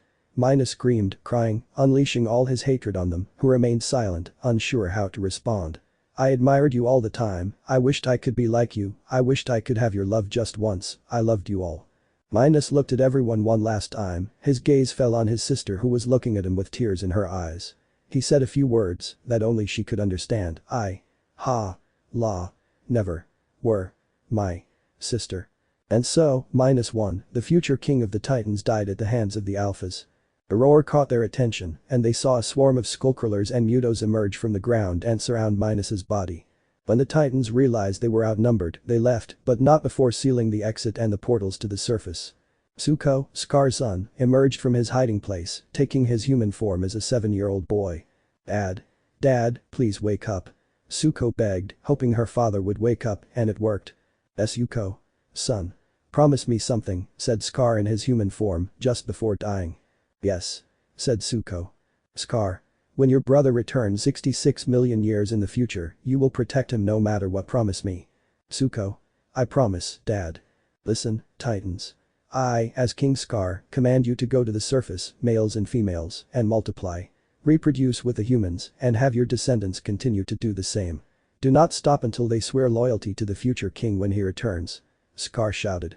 All the Titans obeyed and went to the surface, leaving 3 or 5 of each species behind, but the rest went to do what Scar ordered them to do. Kuoh went to her brother who pretended to be dead because he needed to do something first. Listen, Kuoh, I will place a seal using my radioactive power, a seal that will only be broken when I reincarnate several million years in the future. No one will be able to leave here until the seal is broken, Minus said to his brother, who nodded. I, -1, the future king of the Titans, will activate this seal so that no Titan can escape, but when I return, the seal will break and my Titans will emerge to answer my resurrection. The spell will remain until the end of time. There is no power on Earth or beyond that can alter it. The seal activated when Minus died in front of his brother, who screamed to the sky. Blue lines and roots emerged from -1, creating his giant Titan skeleton. From afar, the Titans could be seen running towards the portals, so each one separated through a portal. When they all reached the surface, they took their human form and little by little the order that Scar gave them was granted. All the Titans had managed to mate with human women and men, expanding their lineage for millions of years. Little by little the lineage of the Titans diminished, but the rest prospered, until reaching the world that everyone knows, a world where 30% of people are born with a sacred gear and 50% with a quirk, but the quirkless ones didn't know about something that they would soon understand, as would a certain person. Chapter 2. In the modern era, the supernatural world coexisted peacefully with humans. 30% of people were born with a sacred gear and 50% with a quirk, but the only difference here is that sacred gears are very strong compared to quirks or gifts. In both there are two evil beings, on the supernatural side they have Rias Lucifer, the son of the demon king Lucifer, and on the human side, they have their own demon king All for One, or as they call him the symbol of absolute evil. All for One was a being that lived for practically more than 100 years, and Rias was thousands of years old. Both worlds created schools for young people with quirks or sacred gear to become heroes, and many did become heroes, but those who didn't became police officers or people with normal lives. But those who were not born with a sacred gear or quirk were discriminated against, humiliated, beaten, and ostracized from society, as if they were nothing. But everything changed drastically in 2014 when he discovered that monsters exist. Two monsters. The first was about 50 or 60 meters tall, the other was much larger, standing at 98 meters tall. These were known as Hyoudous, male and female. Their sole purpose was to reproduce and dominate the earth, but a new monster appeared and killed them both. This monster was an alpha, a god to the people of millennia ago, a future king who defended the natural order of the earth. Godzilla. The giant dinosaur 110 meters tall that led him to confront the Mutts in San Francisco, leaving it in ruins. People were protesting that the Titans and Godzilla should be eliminated. Monarch, an organization that knows all about this, has been hiding the existence of more Titans belonging to each king from generations past. Each Godzilla had his own Titan, and Legendary had his own. After that came the worst part. The awakening of the one everyone calls the Golden Death, the King of Terror, the False King, the three-headed demon, or of course, King Ghidorah, Godzilla's rival. After temporarily defeating him, he awakened all the Titans, and they began to destroy the planet. But luckily, Godzilla defeated him, and the Titans went back into hibernation. The passage of the Titans brought good things. There was no longer so much pollution, the forests were restored, the Sahara Desert had become a jungle, endangered animals had been saved and were now more numerous. Many people saw the Titans as beings that were only there to protect the planet from threats. But after Ghidorah came Mechagodzilla, a robot created by Apex with the sole purpose of destroying Godzilla and the Titans, but it didn't work because Godzilla and Kong defeated it. After that, no threats or anything that would cause Godzilla to attack had been detected. But now we turn to a young man with snow-white hair, red eyes, a sort of grey color, and a few bandages on his cheek. Imagine him with red eyes. This boy was Issei, the son of Mitsuru Hyoudou, a woman with enough magic to face All Might or a demon lord at 70% power. His mother became pregnant by a villain, and because she accepted the child regardless of how she conceived him, her family began to discriminate against him. They beat the boy, threw magic attacks at him, chased him away when he was eating alone, and the maid spoke ill of him behind his back. His mother, fed up with all of this, left with her husband the villain who had impregnated her. Naturally, her husband welcomed her with open arms, and of course, her son was happy that his father loved him no matter what. Issei had no quirk, no sacred gear, no magic. He was quirkless, like the 20% who are discriminated against. But his father never cared about that. He was happy for his son. However, his cousins, aunts, and other members of his mother's family continued to hurt him. At school, it became known that his father was a villain, but they never said his name because they didn't know it. Issei was currently heading to his girlfriend's and future wife's house. Todoroki house. Inside, Endeavor or NG Todoroki was seen sitting in a chair at the table, reading the newspaper. His gaze was serious, but he was calm. Next to him was his 20-year-old son, Natsu, with white hair and gray eyes. In the kitchen was Natsu's mother, who was wearing an apron and had a sweet smile. The doorbell rings and Natsu goes to see who it is, only to be surprised to find it's Natsu. Issei. Issei. Natsu. They hug each other and Issei ends up going into his house. Natsu. I didn't think you'd come. Issei. Well, I had to come and see how she and your family were doing. Natsu. Yes, haha, come on, dad is in the living room and mom is preparing the food, you can stay. Issei. Thank you. Issei had a rather peculiar gift thanks to his father, the gift of lightning, fire, and ice. Issei learned to control his gifts and after a short time, he asked Endeavor to teach him how to control his fire gift, which Endeavor accepted. Issei got along well with Endeavor and his wife, as well as their children, except for one who knew the truth about Issei, who his father was, and for that reason hated him. Issei. Hola. NG. Ah, brat, long time no see. Issei. Yes it's been a week since I came here and since that attack happened. NG. Ha, your father has already made good progress with high-end Nomus, tell him to build one that will give me more of a fight. Issei. CC lo dire NG-san. NG and Issei bumped fists. Ray. Ara haha Issei-kun, long time no see, little one. Issei, hello ma'am. I laughed. Ray. Come on, tell me Oka-san, since we'll soon be family. Issei blushed. Yeah but there's still a while to go before that. NG. Oh no, we already have the preparations for the wedding, Brett. It will be in 2 months. I already have your suit and a suit for her. Issei. He wouldn't have bothered, well, where is she? Suddenly they hear someone running in a hurry and the door leading to the rooms bursts open. The person who opened it was Issei. Fayumi. Fayumi. Issei Jaja. She runs towards him and when she is close she jumps and he catches her. Issei has her in his arms and she wraps her legs around his back. They both put their noses together, bumping them slightly, and both have a smile until they both join their lips. Fayumi and Issei are dating, even though Issei is 17 and Fayumi is around 20. That never mattered to him. He loved Fayumi and she loved him. At first, she saw Issei as just an acquaintance, but little by little they got to know each other, becoming friends and then a couple. Endeavor saw this relationship as good because he never saw any malice in Issei. He saw someone with a good heart who, regardless of what people said about him behind his back, strived to show people that Issei was very different from his father and that he would one day be a symbol of hope. NG. Feigning a cough, guys, we need to eat. They separated, leaving a trail of saliva between them. Both had a slight blush on their cheeks and Fayumi took Issei's hand and they went to the table to eat and talk about things. Everything was fun and games, but a certain person entered and it was that person who hated Issei and did not accept his relationship with his sister for the simple fact that he is the son of All for One and is a villain. Ray. Hyoudou, you've arrived. Hyoudou.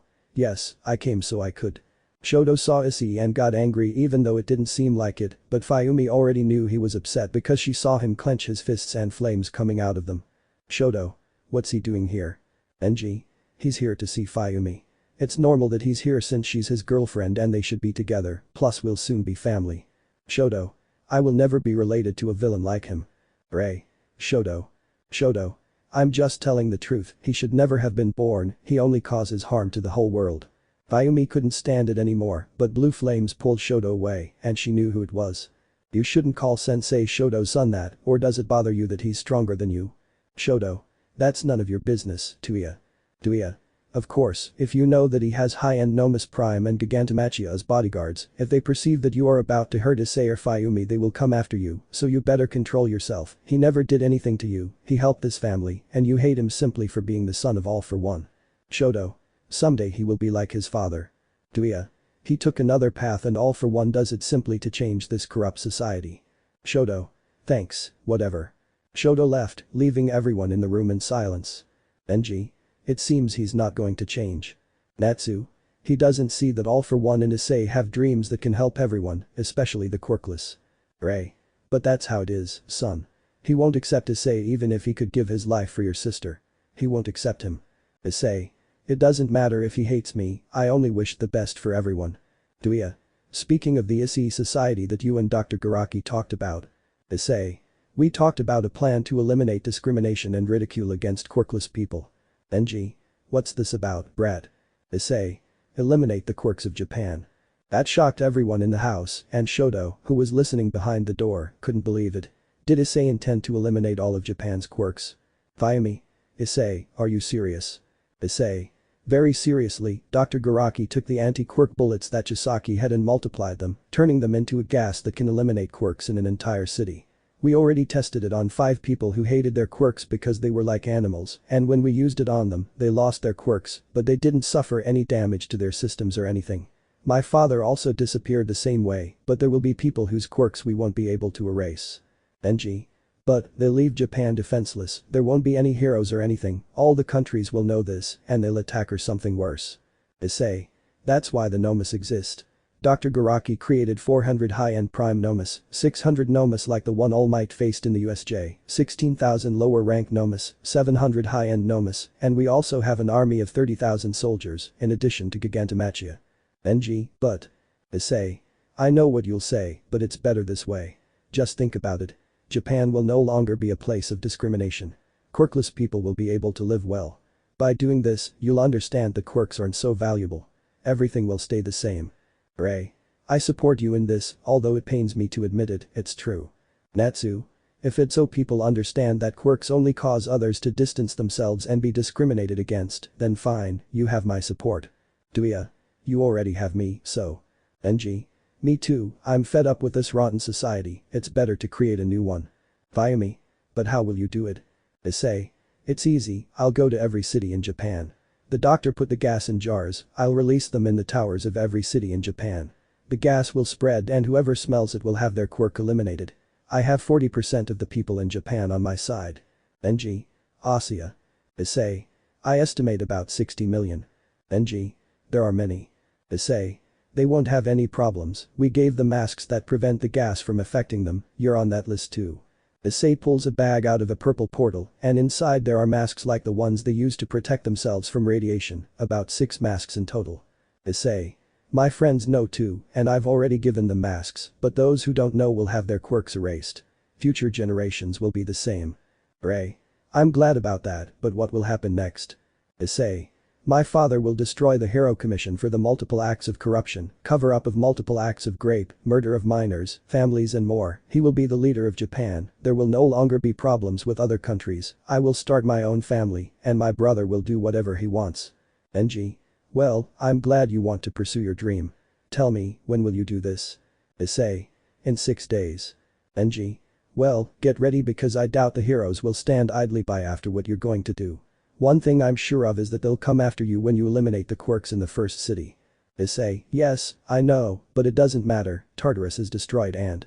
NG. I know they won't be a problem, but I'm referring to the DxD anti-terrorist group. They're strong, especially the Hyoudou.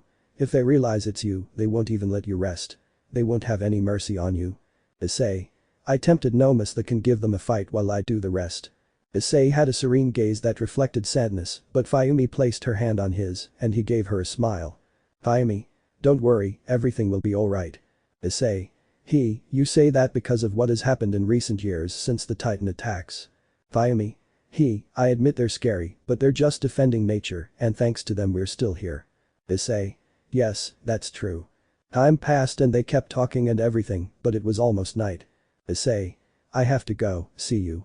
NG. Take care, brat, and tell your father that next time I will defeat him. Issei. Yes, let's say it. Fayumi. Adios Issei. Issei approaches Fayumi and kisses her, holding her by the hips. Issei. I'll be back later.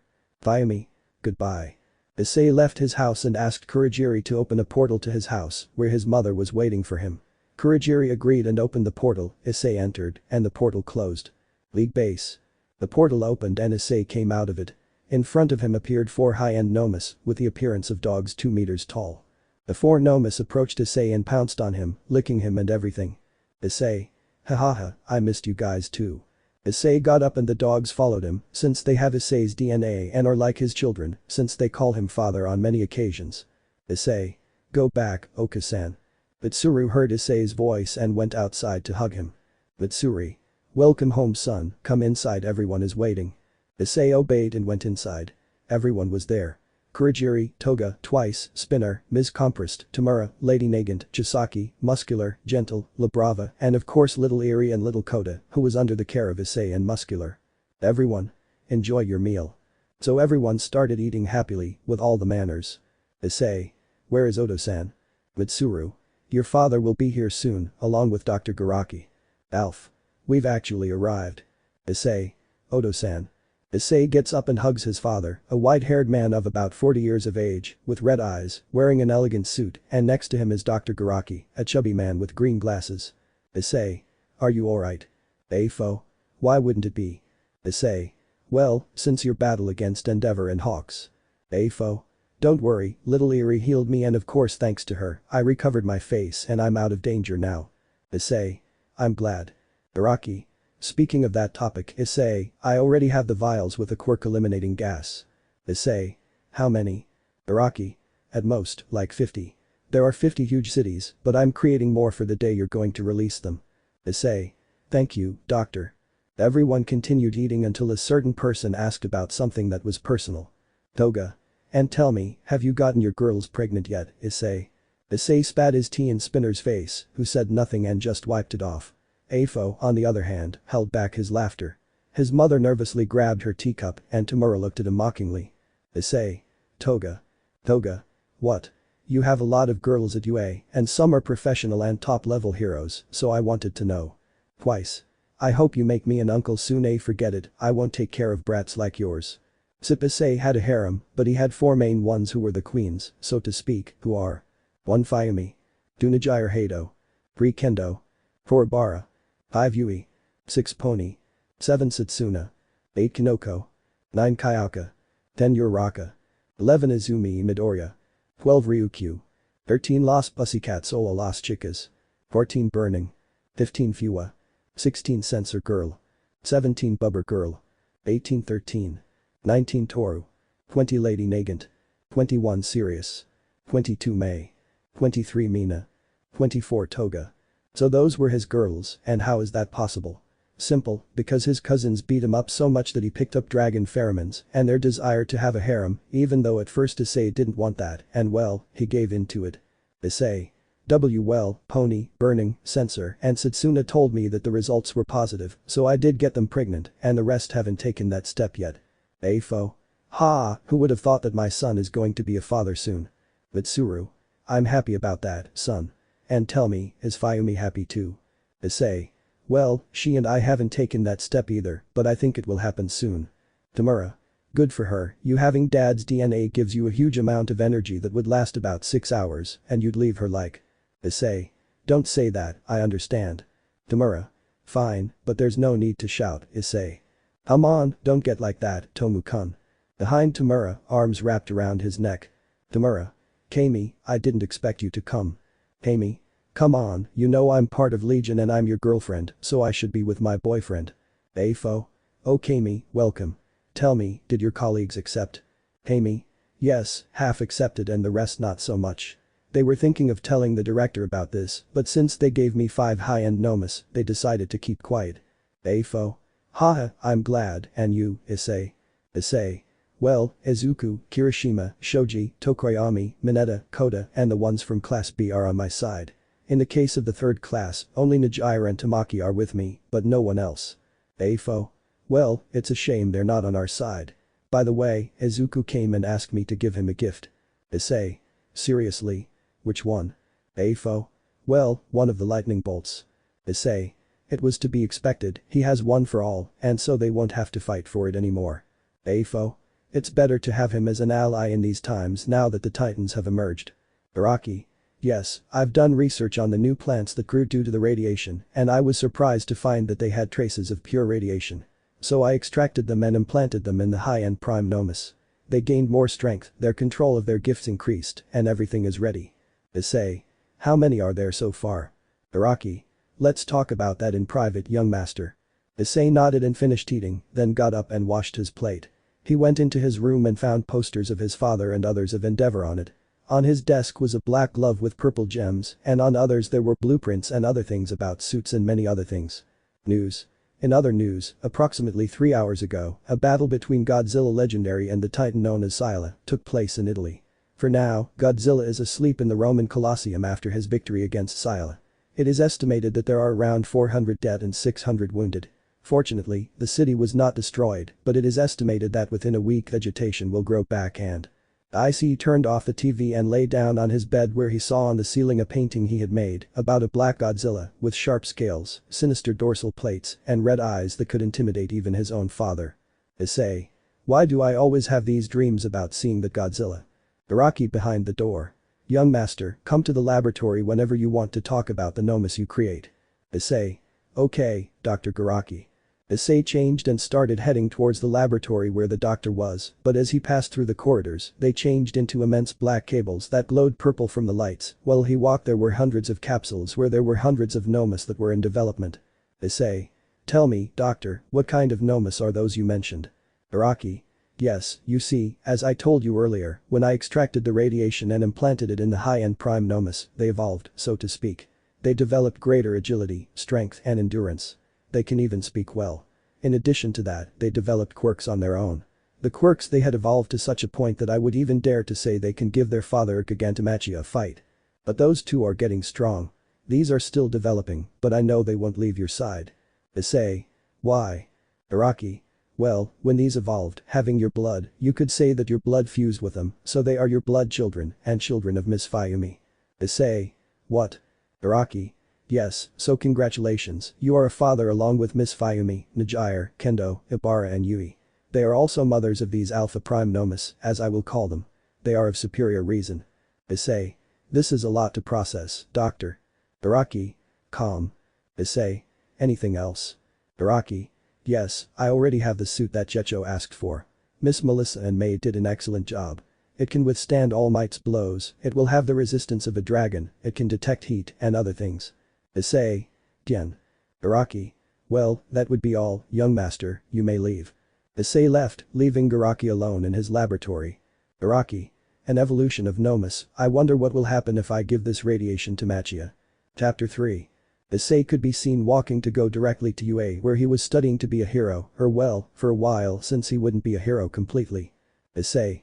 Issei turns around and sees that it was Kirishima and Kaminari. Issei. Kirishima. Kaminari. Kirishima. Haha, hi friend, tell me how have you been? Issei. Gen. Kaminari. Hey, how's your quirk coming along? Issei. Well, I'm getting a better handle on it than before. Kirishima. Wow, if you keep controlling your quirk, I'm sure they'll put you in the big three someday. Issei. If someday.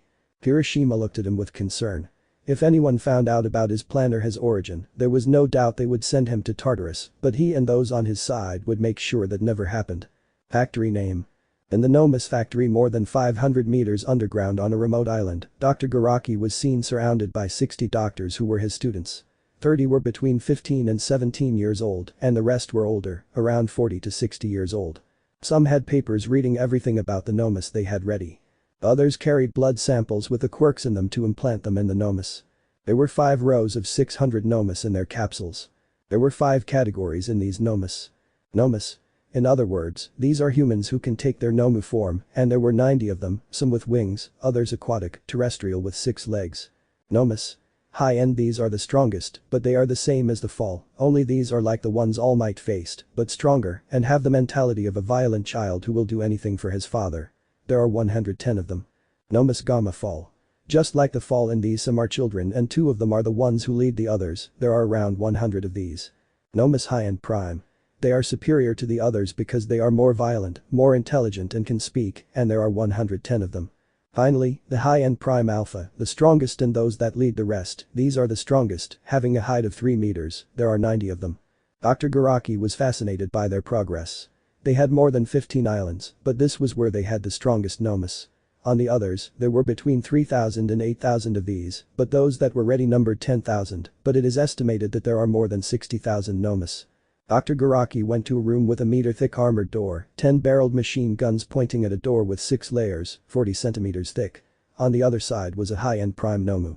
Garaki held in his hands a capsule 30 centimeters long and 10 centimeters wide, containing a blue and black liquid. This was pure radiation that he extracted from plants and other things that contained radiation, as well as Titan blood, after the battle between Godzilla and Kong in Hong Kong. He sent 6 Nomus into that battle, and they brought back 17 capsules with more than 40 liters of Godzilla and Kong blood. The one from Godzilla extracted its radiation, and this was the first time he would use it on a Nomu. Araki placed his hand on a fingerprint reader, then peered his right eye into an identical reader with X-rays that did nothing to him, then entered his key being 1 to 4 to 85 to 90, and the light turned green, the doors began to open layer by layer, until they were fully open. Araki entered without fear of being killed by the Nomu, since he had something to calm the Nomu down, and he also brought 2 little people with him to help him in case things went wrong. The room was very large, over 19 meters long, and contained toys and other things, since the Nomu that was there had the mentality of a child, so they had to give it toys to calm it down. Araki. Hola Hammerhead. The 1.80 meter tall, muscular Nomu appeared in front of Dr. Garaki, breathing violently and wanting to kill him. And this Nomu created a blade from its left arm ready to pierce him, but Dr. Garaki took out a recorder, and a familiar voice came out of it. Issei. Hammerhead, hi-ho. The Nomu stopped and sat down since he couldn't do anything if it was his father's voice. The Nomu slowly began to take human form, now being a child of about 7 years old with red hair and crimson eyes, wearing black clothes with black leather boots. Wow, I was already preparing for anything. Araki. Koda, Mahoro, I didn't tell you to come in. Koda. You don't give me orders, I obey Issei-san. Mahoro. It was better that I killed you since you do nothing but create Issei-sama's children, there are others who can take your place. Araki. That may be true, but I have more control over them than the rest. Araki pressed a button on the recorder. Son, obey Dr. Garaki at all times. The boy glared angrily at Dr. Garaki since he didn't like him at all, but he had to obey his father. Araki. Okay Luck, sit in the chair while I inject you with what I brought. Araki took out the syringe and other things. She wasn't afraid that the child would die since they had copies of his memories and had cloned him in case something like that happened. Mahoro looked at Luck seriously since she had to be careful. He was a high-end, almost prime, Nomu, but she had combat experience and knew his movements, but Kota didn't as much. Luck felt a slight pain in his right arm and saw the syringe in his arm and inside it a tube containing the liquid radiation. Luck closed his eyes and could feel the radiation entering his systems, his cells slowly changing. Garaki took advantage of this and implanted a quirk in him, allowing him to create metal tentacles or turn his arms into blades, as when he tried to kill him. The tentacles could take the form of terrifying blades like carnages. Araki left with the children because they didn't trust that this would go well, so they put the room in secure mode. Another 10 layers of steel covered the room so that he couldn't get out. After a few seconds, Luck didn't feel well. He felt changes in his body. When the radiation ended, he began to glow red and blue and started shaking violently. He got off the stretcher and threw it forcefully against the wall. He began to scream. He entered his Nomu form. He began to roar in pain. Metal spikes came out of his back, curving back like the dorsal fin of a shark. A long tail appeared. His arms began to change. His skin turned black with scales of the same color. His claws became longer and sharper. His teeth became like very sharp pointed needles. A red horn sprouted from his forehead. His eyes turned blue with slit pupils like a cat's. His body muscles increased. His musculature was like that of a gorilla on all fours. From his legs to his horn, he increased in size. His legs became smaller and his arms longer. Black bone spikes appeared on his elbows, giving him a terrifying appearance. When he finished, he was still, but suddenly he became violent. He created a barbed metal whip that hit the wall with great force. Garaki activated the weapon system, but they stopped working because of the blows, as one of the ears hit the connection cables to the weapons. Luck stood still, staring at the wall in front of him. He held the whip straight, and it began to spin so fast that it appeared stationary, but it was spinning so rapidly it was impossible to see. He placed it against the wall, where it slowly began to create a hole. The guards arrived, and Garaki was setting up the cable and everything to enter, but when they finally got inside the room, Luck was gone. Now all that remained was a hole, and it led to the cliff overlooking the sea. Luck created 2 metal wings, each 4 meters long, and then he brought them together in front of him and threw himself into the sea. His speed was so fast that he reached a depth of 5,000 meters where, with the wings together, he began to spin, creating a hole. But to avoid problems, he left metal where he started so that the water wouldn't be an issue. He began to drill holes in the ground, and his objective was unknown. Then, Issei was watching Professor Aizawa, who was teaching everyone. Everyone was paying attention, but Issei wasn't. He had a bad feeling until he looked at his watch and saw that it was a message from Garaki. Luck escaped, his room is unknown. Issei just smiled because he knew Luck and he would do something like that, but he knew it was normal for him. The tours ended and Aizawa stopped teaching so everyone could go out for recess. Everyone went to the cafeteria to eat. Issei told the others that he would catch up with them later. Issei went to where the Class B students were. She was walking down the hallway when someone wrapped her arms around her. Hufu wa nada, I didn't expect you to come see us. Issei. Setsuna, you know I don't like it when you do that. Setsuna. Haha, I like it, you know that's my habit. Issei. Well, let's go to the others, it's time to tell them the plan I'll make for that day. The two entered the room but didn't know that Shoto was there behind the door with his phone recording everything he said to the others. He was gathering a lot of information to get Issei locked up in Tartarus. Issei. Well, the plan is simple. Setsuna, Rin, Kinoko, Kawaro, and Juzo will distract people so I can make the first move in Kyoto. The second team, consisting of Yoietsu, Ibara, Tetsutetsu, Kendo, and Yui, will do the same in Musafatsu. The rest will do it in another city. Tetsu? But don't you think it's risky? I mean, the heroes will come after you when they realize this. Issei. They don't know I'm all for one son, so that gives me an advantage. Ibara. Piro Issei-kun. Issei. Ibara-chan, don't worry, I'll be fine. Monoma. You know, I think it's a really crazy plan. Issei. You will only be a distraction, you will have to attract the attention of all possible heroes so that your quirks are eliminated. I will give you the anti-gas masks so that they do not affect you. Yui. Issei. Issei approached her, kissed her forehead, and hugged her. Although it wasn't noticeable, she was afraid that something bad might happen to him. Issei. Don't worry, when all this is over we'll get married and go to an island far from civilization. Yui. Do you promise? Issei. I promise. Kendo. You must return safe and sound, Issei, you are everything to us. Issei. I promise, everyone, I promise I'll come back when all this is over and we'll get far away from here. They spent some time like this until they decided to go eat before time ran out. Hyoudou had left before they realized it. He had everything.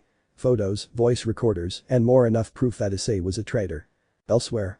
Detective Naomasa Tsukauchi was right there in the police department. The Tashinori were looking at reports of what remained of the League of Villains bar and hideout. They were reviewing documents they found there, as well as photos and other things, but Tashinori found an old box, and when he opened it, he found photos, letters and other things covered in dust, but with signs that they had been opened and seen, but this one was somewhat small. Tashinori. An old flash drive. Naomasa saw it. Naomasa. That's all we found in the remains. She probably has her important files in this one. All Might looked at it for a few seconds and wondered if this unit had something very important. All Might. Let's see what you're hiding, all for one. She put it on a computer that was on her desk and the folder she had appeared, a single folder, a single video and nothing else, there was nothing else. Playing the video and seeing what it contained left him in shock. Look at the camera, son. All Might. Joven Issei. The video showed Issei at about 2 or 3 years old, with snow-white hair, red eyes, and a huge charming smile. Issei. How's our birthday going, Dad? Do you like my gift, Issei? Issei. I love Dad. All Might recognized that voice instantly. He would never forget that voice. Mitsuru. Come on, dear, he'll hold the camera for you. We don't get to spend time together as a family like this every day. All Might, this can't be. Issei.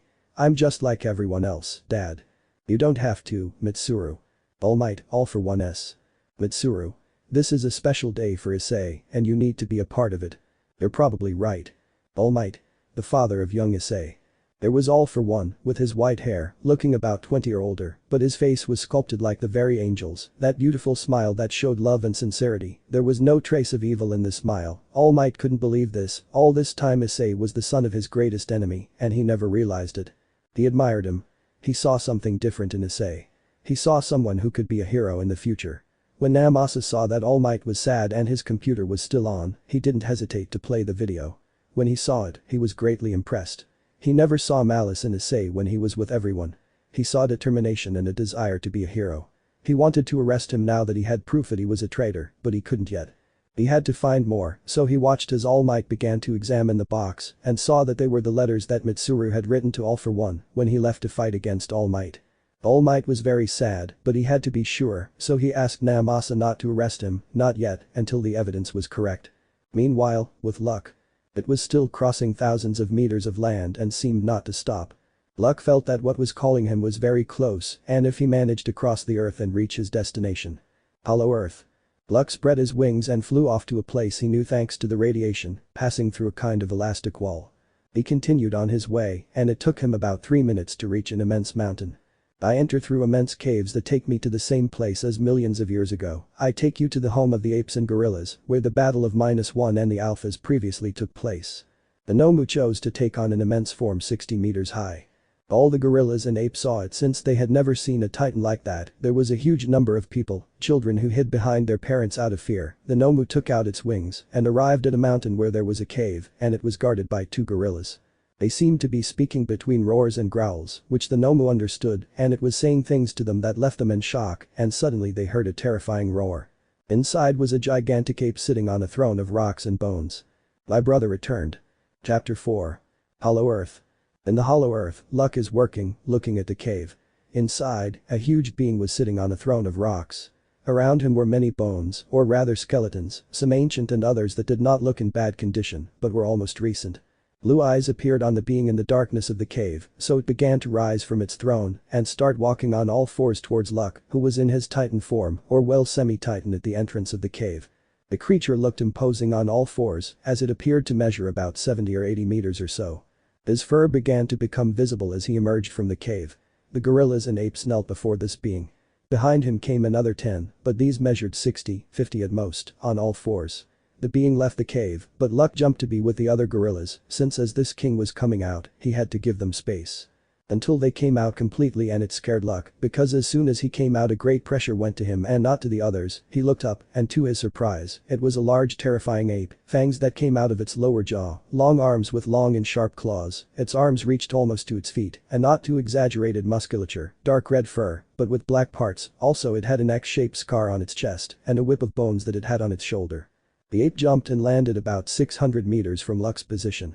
He stood up, revealing his size, which terrified him even more, as he was about 130 or 140 meters tall. Those who came out behind him also jumped, and they were about 100, 110, 90 meters tall, and they were all the same color, blood red, but they stopped behind the king. Luck was brave and opted for a size of 120 meters, but even so, he was weak against these titans who had more experience, and he was not, plus he was a child. The king grunted, but Luck understood what he said. Your name? Luck was scared and didn't know what to say, which annoyed the king, and he roared furiously at him. What's your name? Luck communicated telepathically with him and said, my name is Luck Shigaraki, son of Issei Shigaraki and Fuyumi Todoroki. The king began to walk around him to observe him clearly, but he only saw several scars and dark purple skin and nothing else. There was almost nothing interesting about him. But when he got closer, he could smell something familiar about him, a smell he knew perfectly well and would never forget. Why do you smell like the titans? The king asked a question that puzzled Luck. Luck. I'm half human and the rest I'm half Nomu, a genetic mutation, but I don't know what you're talking about, I was never given titan DNA. Are you sure? You smell of the blood of the Gajira species, I will never forget that smell belongs to my fallen brother. Luck. Who is your brother? His name was -1, but he died millions of years ago in a war we had in this place. My brother's blood runs through your veins. When he died, his power left him, so he found his reincarnation. That's why you have the Gajira's ass. Luck. My father is a Godzilla. We need a blood sample to verify it. Luck. Yes, but first, could you tell me your name? Call me Suko, but everyone here knows me as Red King. Musafadu. Do. Our protagonist was at the academy, staring out the window. Urserhead was explaining many things, but suddenly the sky darkened. Issei opened his eyes and saw the entire city ablaze, dead people everywhere. Amidst all this destruction, he saw Godzilla fighting a gigantic titan that was about 200 or 300 meters tall, red in color, with a horn on its forehead, 2 enormous wings, a long tail, and 2 long, muscular arms covered in sharp scales. From there he could see a 130-meter Godzilla and next to it 3 enormous dragons 140 to 170 meters tall. Issei. Everything was chaos, the sky was burning, planes were falling engulfed in flames. Issei. Both titans fired their beams and they collided, creating a sphere of energy so large that it was impossible to tell who would win. Issei. Issei woke up, Eraserhead was in front of him with his hand on his shoulder, Recovery Girl was there, Midnight too. Issei saw how his companions were looking at him worriedly, then he saw what he had done on his chair, it was all scratched up, in the center there was a symbol like a Godzilla creating a circle with its tail and body. Afterwards, Issei was taken to the infirmary since that wasn't very normal for him, he had never done it before, but Eraserhead took a picture of his chair before he cleaned it, he started to investigate this, and there wasn't much, the little he found was classified information from Monarch. Eraserhead had many friends in Monarch, but didn't want to waste their time on something like this, but in a way he didn't understand why Issei drew this. He remembers calling him for 20 minutes without him reacting. She wanted to help him, but her instincts told her not to. Being near him reminded her of a certain person. Issei was drawing in the infirmary, drawing what he had seen, those 5 titans, but he couldn't draw anything else. That dream seemed very real, but he didn't know why. He had had similar dreams before, but only with Godzilla, but he had never seen anything like this. It seemed that the future of humanity depended on that battle. The infirmary door rang 3 times. Issei, it's me, Izuku. Can I come in? Issei. Sure, pass. Izuku, his best friend whom he considered his brother, the wielder of One for All, they had known each other for a long time and knew each other's secrets, but Izuku never judged Issei for being all for one, instead he was fascinated by him. Izuku. What happened in the classroom? Issei. I don't know, I ask myself that question too, I only know that what I saw is something bad that could happen in the future, I see in my dreams, the city totally destroyed, the sky burning, the sea red, great titans fighting against a really powerful enemy that they cannot defeat with their powers.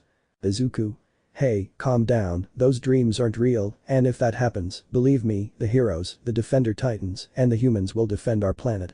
Izuku was one of the people who supported the idea that the titans are the rulers of the planet. The supernatural beings do not support this, since they say that they were here long before them, but that wasn't the case. They are strong, stronger than the heroes, but to the titans they are like small ants with their powers. The dragon gods do fight them, but they cannot kill them because their radioactive powers are on another level that they cannot comprehend. Issei. I'm glad to hear that, but I'm scared. I'm scared that what I saw could become a reality. We're nothing against the titans. Gigantomachia can defeat or put up a fight against one, but we don't know if he can beat Godzilla and become a new king. Our plan to eliminate quirks is underway, and we're almost there. Izuku. Yes, I told mom about your plan, she already has the gas mask so she won't be affected. Issei. I'm glad. Izuku. By the way, how's Yuri? Issei. She's fine, in fact she became friends with Twice and Toga, she's inseparable from both of them. Izuku. That was to be expected from her, will I have to go Issei, rest a little longer. Issei. Yes, tell the others I'm fine, we'll see each other later. Izuku left the room, leaving Issei alone. But when Izuku stepped outside, he sensed something strange. He felt that for some odd reason, something bad was approaching not from the Titans, not from the heroes, but something from another world. They had to be prepared for whatever might come. Issei was also worried about Luck, since he was somewhat hostile to everyone and needed to be controlled, not like an animal, but he needed to be understood. He had the mentality of a child, and he was very protective of himself and his father. But if anything were to happen, Izuku knew he would run back like a madman to his father or his mother. His mother was a kendo practitioner, and she possessed his strength, character, and ferocity in battle. He was the youngest of all his siblings. Issei. I hope you don't cause too much trouble, Luck, wherever you are. Hollow Earth. After Luck gave Suko blood, he went to his throne.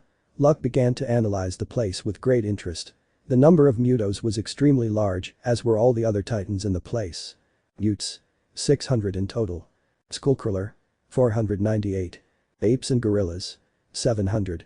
Angirius, 120. Scylla. 80. Methuselah. 120. Ion Dragon. 790. Helic. 1500. And the rest were from 40 to 150, since these did not have as many chances of getting pregnant. She saw how all the titans could take human form, but each one seemed very young, even though they were about 40 million years old or more. Some were different, others were bigger or smaller, but with a lot of speed and agility. Luck left, but he was accompanied by 2 Skullcrawlers and 4 Ion Dragons, because there were certain titans that did not serve Suko and only served -1, but since he had not yet reincarnated or rather had not awakened, they attacked and suffered losses among the inhabitants of Suko. Luck walked for a few minutes, but noticed certain low blue crystals in the shape of peaks around the mountain, roots of very low blue light also, but these came from even larger crystals 4,000 meters high in a forward-leaning shape, but not too much. There were 10 around the mountain, and one was on top of the mountain, pointing to a circular flat rock above it, as if it were covering something. Luck curiously examined the bones of multiple Skullcrawlers and other titans, so he cut pieces of their bones and put them into his body. Then he asked those accompanying him to do the same, or rather, to bring him pieces of each titan, of each species that died, and whose bones were still in perfect condition. The titans obeyed and went to find the bones of their deceased friends and brothers. Luck put them in small capsules with the names of each titan, as Dr. Garaki said, even if it's just a simple fragment of bone or hair, these still hold the memories and cells of that person. Luck asked the others to tell Suko that she had to return home. They agreed, understanding that she had to go back. Luck climbed and made a hole in the wall, but as if by magic, the hole he made closed by itself as if it had never existed. It took Luck about 4 minutes to reach the surface, and he realized he was in Kyoto, so it would take him about 10 minutes to get to Dr. Garaki's base. He took flight but was seen by Yakai guards who went to warn their queen about Luck in his Nomu form. Of course, this made Yusaka nervous, since if All for One intended to start a war, she was sure it would start in Kyoto, being a city with a higher concentration of heroes.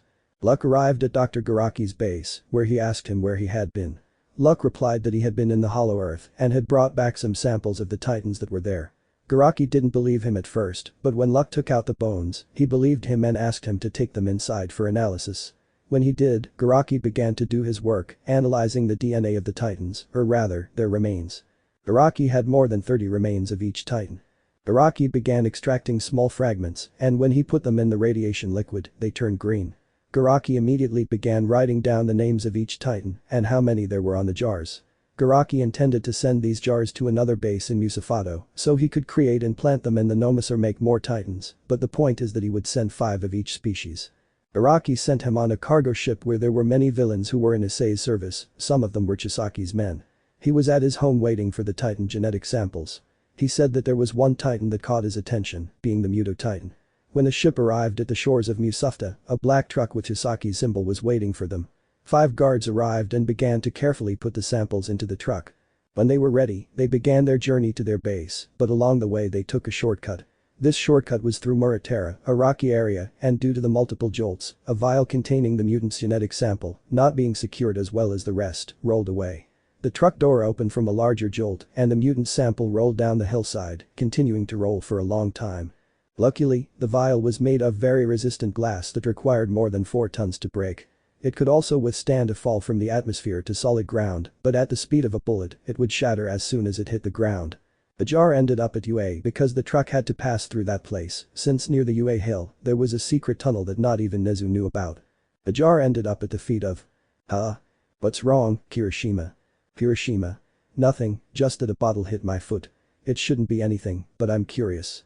Hurry up, Aizawa-sensei is going to punish us. Kirishima. I'm coming, Lita. Kirishima took the jar and curiously began to analyze it. It had strange markings, and from the symbol, he knew it belonged to Dr. Garaki and was sending it to the base. But on the top of the lid, it said Muto specimen. Kirishima. Muto. Titans. Lita. What is that? Kirishima, I don't know, but. Lita, it's best to give it to Director Nezu so that. Kirishima. No. I know someone who can tell me what it is, but Iida, I hate you. Don't tell Principal Nezu anything. I don't trust him much. Lita didn't quite agree with that, since that flask held something very important that Kirishima didn't want to reveal, and so she had no choice but to accept what Kirishima said, but in a bad way. Kirishima arrived at the classroom with Iida, and Iida put the bottle in his backpack. Basic credit to all for one. There were more than 30 guards and 2 high-end nomas guarding the place in case something bad happened. The scientists arrived in full suits, but they realized that a sample of the Muto was missing. They started scolding the Yakuza like little children, since, well, they could have taken the other path, but the inept ones, believing the shortcut was okay, let it happen, and now they couldn't do anything, because that sample had surely already been discovered or something, and because of the symbol, they were sure it would lead them to them. The doctor in charge of the samples, named Eleni Aoirozu, the former heiress of Momo's family, was born quirkless. Society despised such people, and she was ostracized. Her older sister tried to help her, but without success. From then on, she lived on the streets, but was taken in by Izuku's family. Elena had a brilliant mind, making great strides that even government scientists couldn't achieve. Like the doctor, she developed a thesis on quirk transplants and other methods to help people with quirks. She also discovered why people were born quirkless, but the government took action. The Hero Commission confiscated her work and gave it to someone within the government who seized the idea and decided to destroy everything she had created. They took her thesis and secretly replicated it without anyone knowing. Because she knew more, the scientists didn't know how to do it, and it only resulted in the deaths of over 500 quirkless people, including children. The culprit behind all of this, it was Mizudera Minoru. Elena, filled with hatred for the Hero Society, didn't know what to do. She used the money she earned for her project and her family, but now she had nothing. One day, she discovered Izuku talking to All for One about what had happened to Elena. All for One was obviously reprimanded, and despite his characteristic laugh, his veins, bulging with hatred, were clearly visible. Elena asked Izuku why he was siding with the greatest villain of all, when he saw him as a father figure. That's when he told her everything that had happened to him and why All for One was so kind. All for One shook Elena's hand, promising her something better when they destroyed the Hero Society and eliminated discrimination against quirkless people. She accepted, and All for One gave her a gift that allowed her to manipulate water and ice. When the Titans emerged, she became so obsessed with them that she even bought everything related to each Titan. She wanted to have their genetic samples, but the government appropriated these samples. Obviously, another person behind this was Minoru. When Elena saw the genetic samples, her eyes were glassy, tears and stars came out of her emotion, and this made the others sweat a lot, since she behaved like a child who had never seen anything like it in her life. When I heard that the motorcycle sample was lost, I didn't think much of it since they had more, and it was better than losing one without knowing that something bad would happen later that same day. One sample from each Titan was sent to Chisaki so that he could analyze them and see what he could do. Each scientist who served Issei or All for One was sent genetic samples from Titans. Hollow Earth, Underworld. In Suko's home, he saw Luck's blood. Suko was in his human form, like a 24-year-old man, somewhat muscular, with shoulder-length red hair and intense yellow eyes. He went behind his throne where the remains of his father and his brother -1 were, where he was standing there was a circle with somewhat strange symbols, but in front of him, there was an immense wall with the image of a Godzilla forming a circle. Suko let the blood fall, and as soon as it touched the circle, it lit up with an intense blue color that covered the entire place. Suko cut the palm of his hand a little, and let his blood fall. Suko, I deflect the spell. It will never torment again. I deflect the spell. It will never torment again. I deflect the spell. It will never torment again. Her hand shot out rays and went towards the image of Godzilla, but it released a blue fire that prevented Suko's rays from reaching the image. I deflect the spell. It will never torment again. It will never torment again. But both fires collided and the blood that was in the circle turned into blue smoke and voices could be heard. The spell will last until the end of time. My reincarnation will break the seal. The spell will disappear until the end of time. There is no power on earth that can alter it. Suko's efforts were in vain. His plan was to break the seal and search for his brother himself with his people, but the seal his brother placed was so strong that not even his blood sample could break it, so what could break it was the awakening of the king, his brother. All of Suko's siblings approached him as he hugged his brother's skull. He was crying, missing him, thinking about him every day, just like his father. His younger siblings wanted to meet their brother, -1, but if he didn't wake up, they would remain in the hollow earth forever. Surface. Meeting room. All the heroes were seen gathered at the Heroes Public Safety Commission, including the supernatural beings, to talk about the villains and why they haven't been attacking lately. Mirko. Well, where are these scoundrels? I have things to do, not waste my time here. Ectoplasm. I agree with Mirko, where are they to start the meeting? We're here, in case you were wondering. They turn around and see Minoru walking calmly, with his dens and co-workers beside him. Minoru. Well, it's time to begin. According to reports from Hyoudou, a flying Nomu emerged from the ground around 2:30. It's worth mentioning that the Nomu didn't seem to want to attack, but rather it was as if it were looking for something. Searches. In the last few days we never received any attacks from Nomus or the place, the Chaos Brigade even stopped attacking. Deadshot. That's right, in recent times we've also seen that, we've only received attacks from people who are against us for some reason, the Yakuza group stopped moving, and we don't know why. Gran Torino. One thing is for sure, something bad is going to happen very soon. MT Lady. Yes, I do fear that something might happen. Minoru. Sir, do you know something? You have the gift of being able to see the future. Night-Eye. Yes, I can see the future, but hold on, I didn't see it like that. It's like what happened a while ago with young Midoriya. He changed his future because of confidence, and it changed even more, and I don't know what changes it might bring. All Might was silent, not because of what the Godos were saying, but because of Issei. He trusted him, opened the doors of UA for him, treated him like his son, admired him, and never suspected him, because it was clear he had good intentions to be a hero. But now that he knows he's the son of All for One, the greatest villain of all besides Reeve, it's a lot. All Might. We discovered something today. They all saw it with the hope that it was something good that could help them. Namasa. Toshinori. All Might, Piro. Namasa. We don't know completely whether it is or not, we shouldn't make false accusations against him without knowing anything, we can't say anything yet. All Might. Sighs, I'm sorry, we're not entirely sure yet, but I agree with what everyone is saying. Things will change now that the villains aren't active. I think something bad will happen after this. The meeting ended and Minoru asked them to increase surveillance more frequently and to be careful with whom they share information. All Might. What now? I could have said that Issei is All for One's son. Namasa. We need to investigate his past further, learn more about him to see if he is a villain and if he was giving information to the local authorities. All Might. Where can we find your information? Namasa. In the Child and Birth Registry. So they both went to the Children's Registry where they shared information about the children and their birth certificate. Manager. Good afternoon. What can I do for you? Namasa. We've come to look for everything related to children who were born in 2007. Manager. Let me see if there are around 30 records of boys and girls who were born that year. They are at the back, on the left going down the stairs to the bottom at the blue door. They both went to the place they were told about and saw family members and young people entering different rooms. When they entered the room they began searching for records with the name Issei. It took them about 5 minutes until. Namasa. Here. All Might went and saw Namasa writing a dusty folder. He took the folder to the table where they would begin to read. Hello. Issei Shigaraki. He was born on January 9, 2007. Parents. Mitsuru Hyoudou and All for One. Work. All for Me and Darkness. Issei was born to Mitsuru Hyoudou, a beautiful woman from the supernatural world. They first met in a park, according to Mitsuru, it was like a strategy to face your soulmate, and from then on.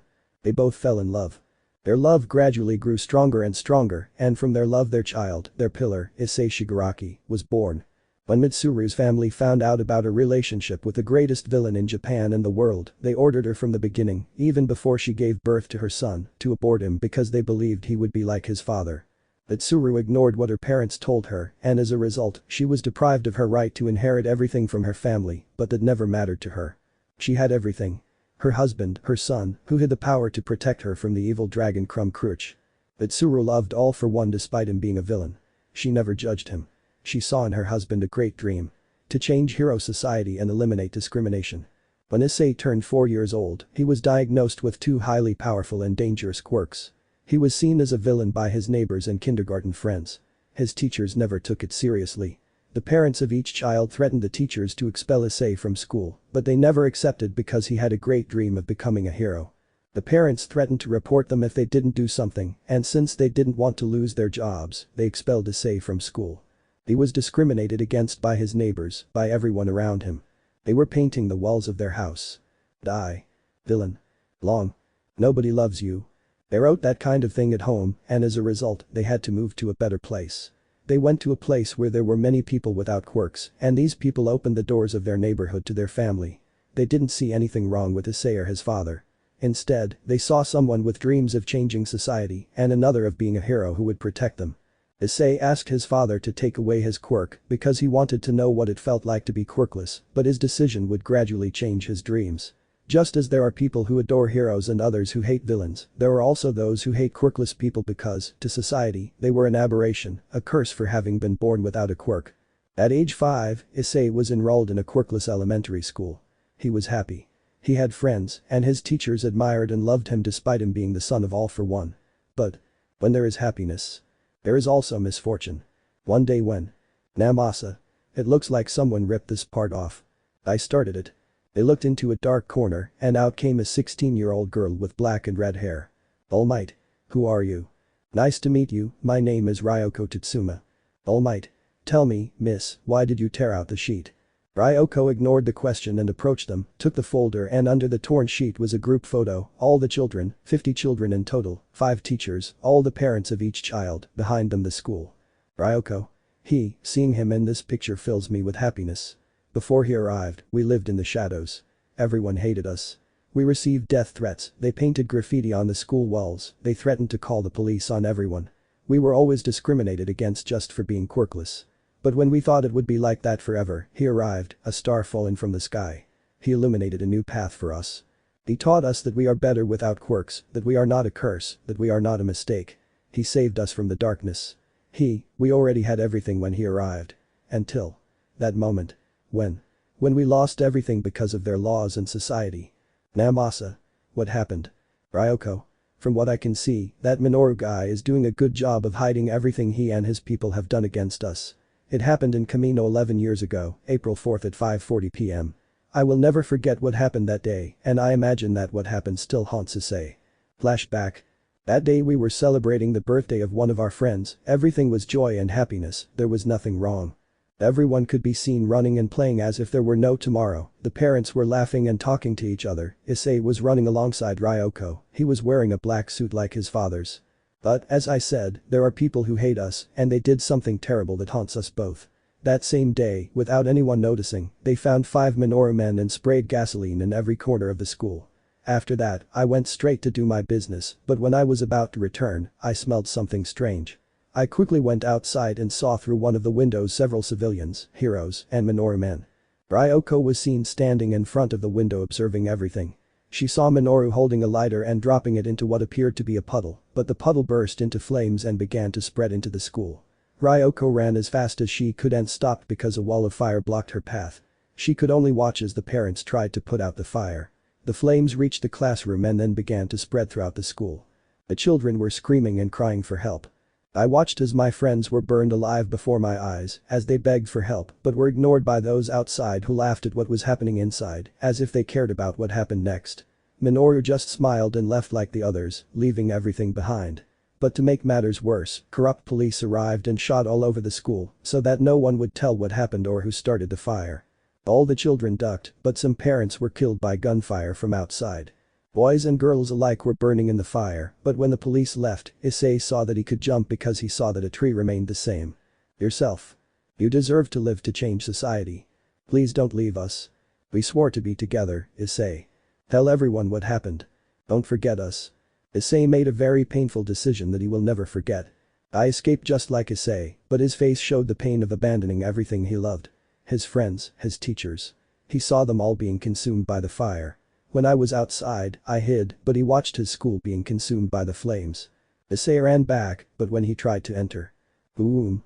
The school exploded because the gas tanks they had installed exploded, causing all the structures to collapse and give way. Some time later, All for One and his Nomus arrived. They found Issei unconscious. The Nomus found a few children who were still breathing, but when they tried to give them a healing quirk, they died. What happened at Hero Academy was never made public. Minoru never allowed something so small to be published because, for him, quirkless people are worthless. We are simply the scum of the quirk world. Then flashback. Ryoko. You weren't there and because of you, because of your stupid laws my friends died burned alive in front of me. All Might. We are very sorry for the loss of your friends, but… Ryoko. What? Were you dealing with more important things than saving many quirkless people? All Might. No, but… Ryoko. I don't care what they say, but what I will say is more than certain that Issei is already starting to prepare his plan. Namasa looks at her doubtfully. What plan? Ryoko. I don't know, but one thing I'm sure of is that society will change and create a new one. A fair one, where there is no more discrimination and murder simply for being different. It's time for everyone to suffer what we suffered. The age of chaos is coming, heroes. Ryoko turned around and started walking, but something came to both of their minds. If she knew about Issei's plan, they should stop her and interrogate him. Namasa. Wait. Ryoko turned around and out of nowhere a wall of red fire blocked their path. They could feel immense heat, but for some reason things weren't burning. Ryoko. Be prepared, heroes, nothing will ever be the same again. The age of heroes will fall, and a new era will emerge from the ashes of that era. Chapter 5. Namasa. All Might, we must go. Now that we know about Issei's past, it's enough to lock him up. All Might. Hey, wait, I know young Issei didn't tell us anything about this. It's true he hid his past from us, who his father is, his goal and everything, but he has never hurt anyone. Namasa. And what do you expect him to do? How pathetic to have someone locked up. All Might. Listen, I suggest he stays with us for a while until the ideal time comes. He will be locked up for his crimes. Namasa. Sigh, okay All Might, we won't do anything, but if anything happens he'll be locked up in prison. All Might smiled, knowing he couldn't blame them. He must have hidden the truth for a reason.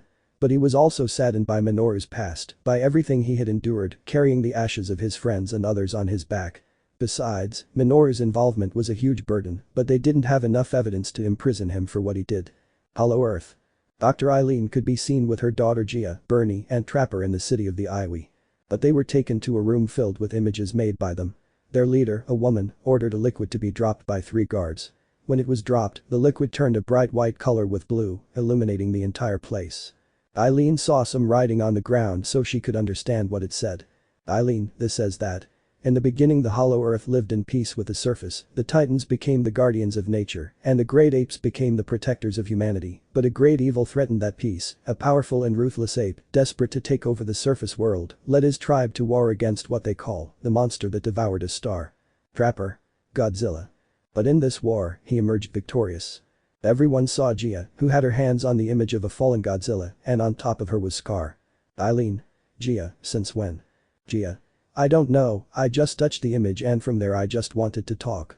The images say that when the ancient king fell in battle, Scar took his body to his kingdom to honor his fall.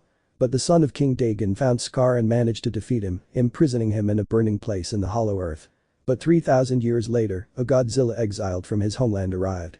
Because of this, he was filled with hatred and resentment towards his father, which caused him to join Scar in order to overthrow the current king of the monsters.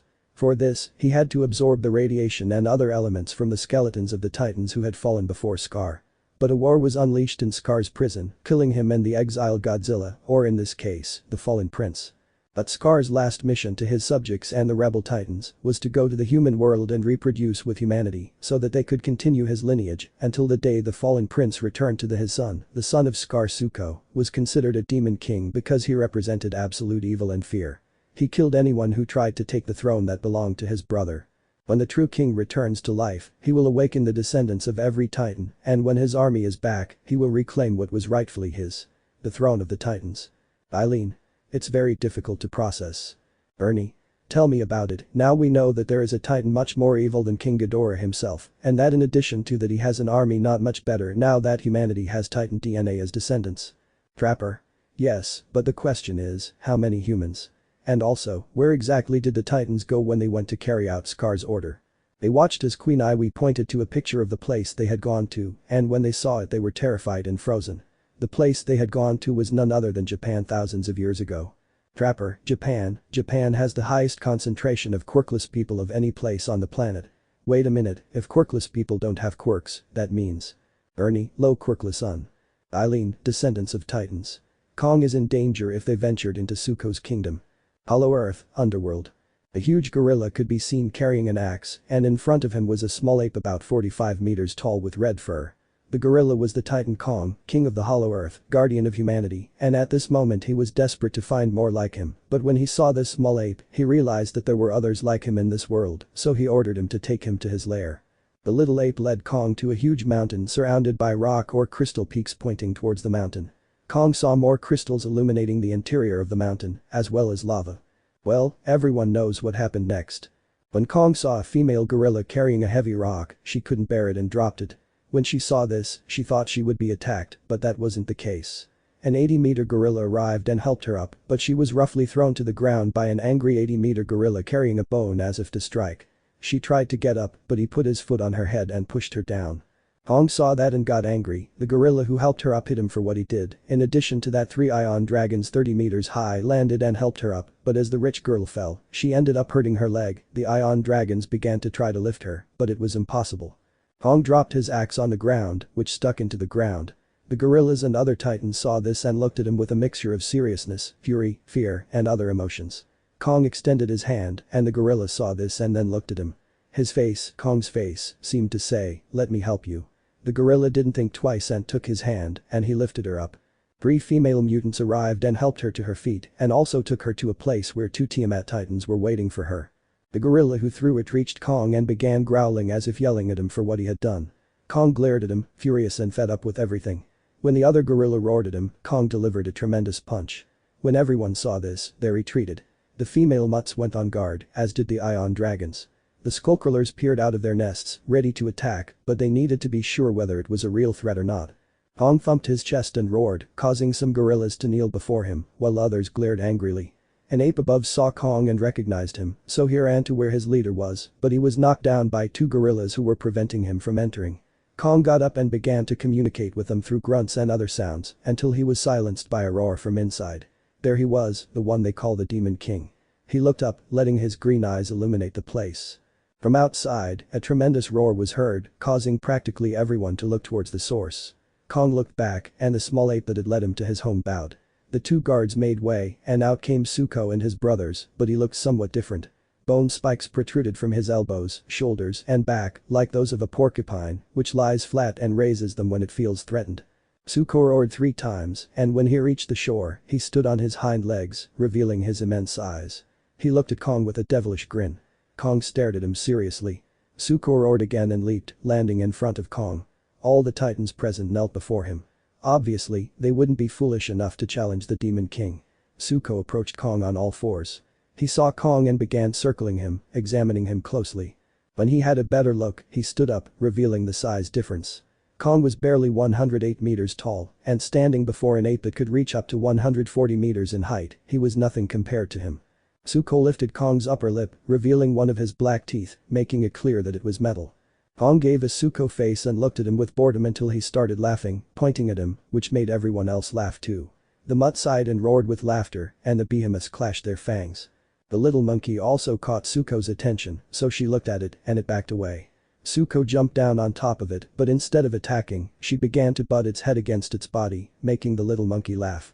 But when the gorilla who had hit the female gorilla saw Suko, her eyes turned red, so she jumped up and roared at her, which made her writhe with fear, since she hadn't attacked just any gorilla, but Suko's mate, her king, so it wouldn't be so easy to escape her wrath. The gorilla kneels and roars at him as if begging for forgiveness. Suko gets up, his still red eyes glaring at him with resentment, but he lets it go. The gorilla gets up and starts walking slowly, but when Suko sees Kong holding out his hand to grab the axe, he smiles at him, roars a little, and with a kick throws the gorilla into the lava behind him, causing his quick death. Kong roars furiously, and Suko roars too. Kong takes the axe ready to fight, and ape slams his fist into the ground several times, followed by everyone else who also began to do the same, every titan doing that. Tsuko threw his bone whip aside and revealed his long, sharp claws, roaring louder and showing his bone spikes, giving him a sinister appearance. When he saw Kong, he smiled evilly. Lucifer. Issei could be seen lying in his bed, but something woke him up.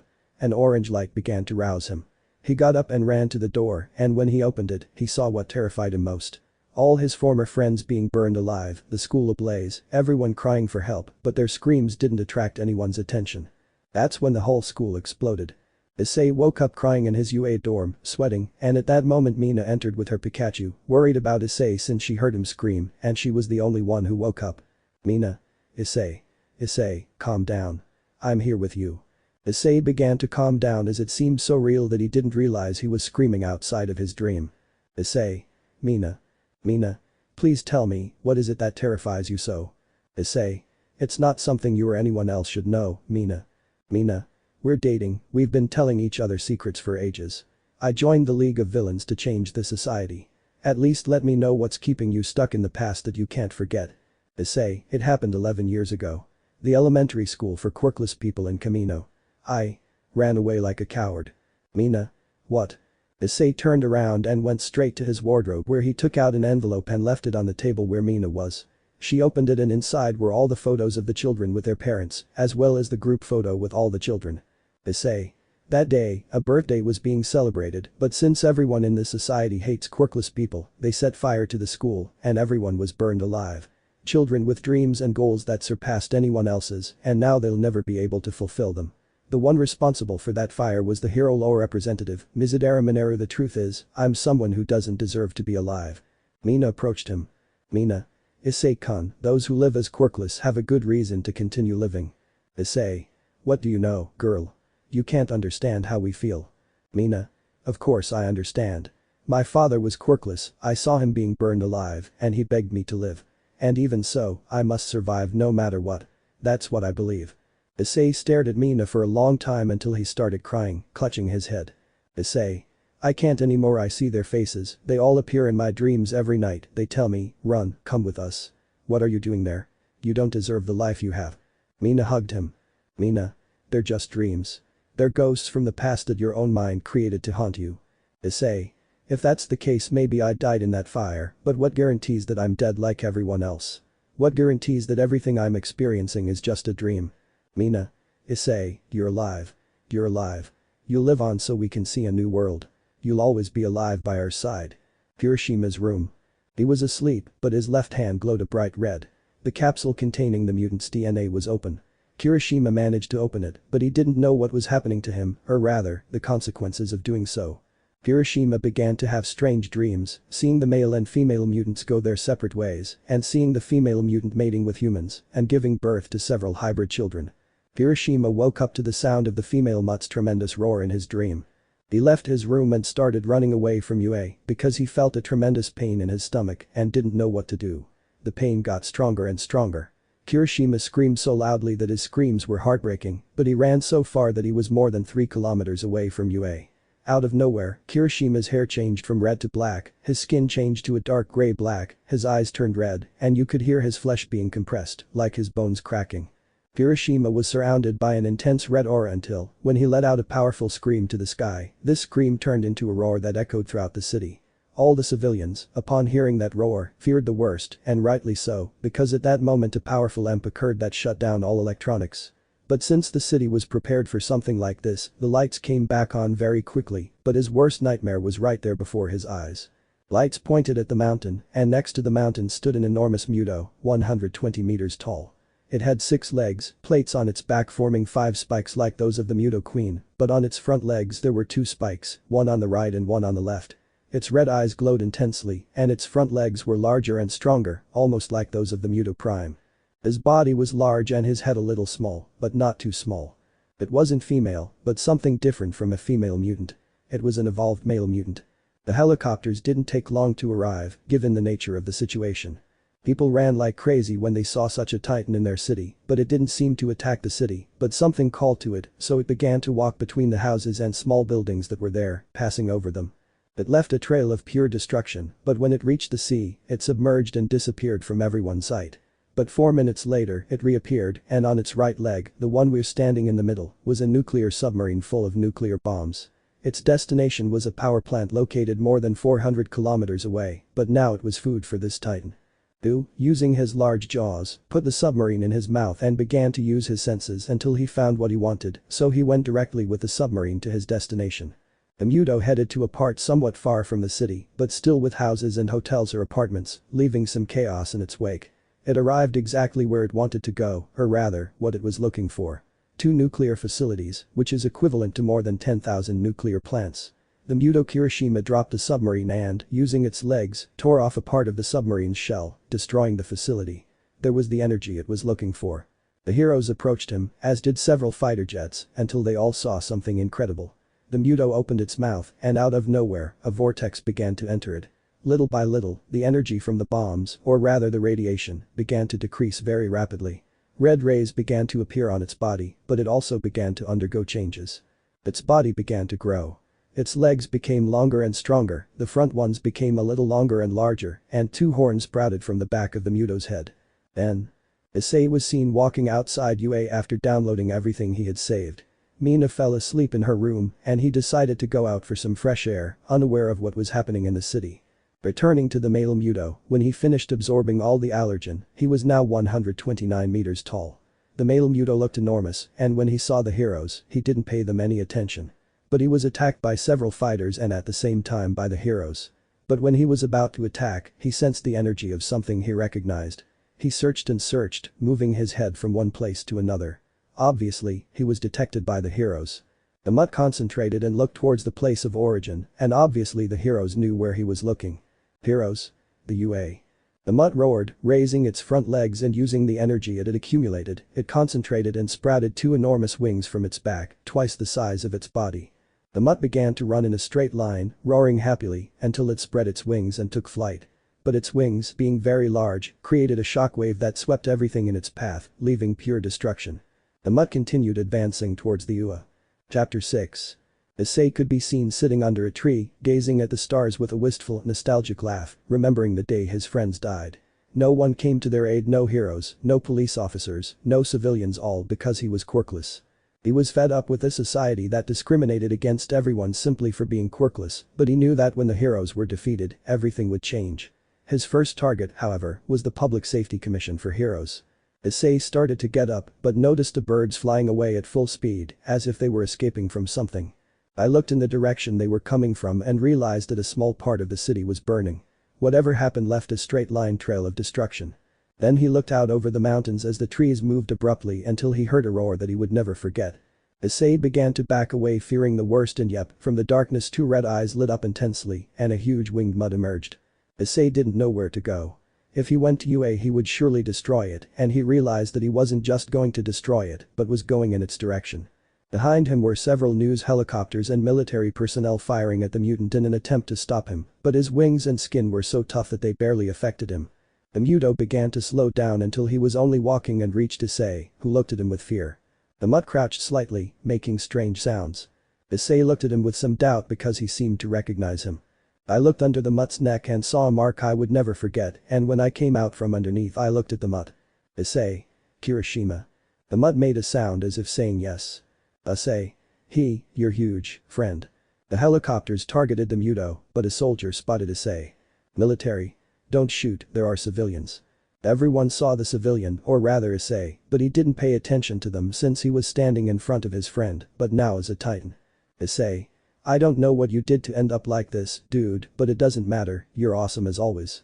Further on, Afo and his wife could be seen running at full speed in the direction of Issei. Afo. Damn it. Afo increased his speed, as did everyone else who was in high-end nomas to face the Hyoudou, in case it attacked them. Issei approached Kirishima Hyoudou a little closer, who seemed to close his eyes, as the light in his eyes dimmed slightly. Issei. You're amazing, buddy. Now we just need to find a way to return you to normal. Issei reached out his hand and when he touched it, her eyes shone blue and Kirishima's eyes a deep red, more intense than before. Issei began to see things, seeing a huge 140-pound ape fighting a different Godzilla, then seeing a somewhat terrifying Godzilla facing several titans, then seeing memories of an ancient war and so on. When I stopped seeing that, her body began to glow a deep blue until. An explosion accompanied by a shockwave of energy began to spread at great speed throughout Japan and a little beyond. Hyoudou was pushed so hard due to the energy explosion that he got up as if nothing had happened, but his eyes now glowed between blue and red. Hiroshima saw Ifo and the others approaching, so he flew away, but that didn't stop the helicopters from chasing after him, firing everything they had to kill him. Issei was unconscious on the ground when his veins glowed a light blue color. Tsuko's kingdom. He was sitting on his throne in his titan form with his eyes closed, thinking about how to get out, when the whole place began to shake, and a light blue light began to faintly illuminate the cave he was in. He opened his eyes and saw blue stripes rapidly descending from the ceiling, until they reached the wall where the Godzilla symbol was located. When it was brightly illuminated, the wall along with the symbol began to fall to pieces. From the outside, the lava changed color to a dark blue, and this lava entered through a mechanism that guided the lava to the peak surrounding the mountain. Others fell, widening the mountain even further. Warrior 3. My king, what's happening? Tsuko. The return he fulfilled his promise.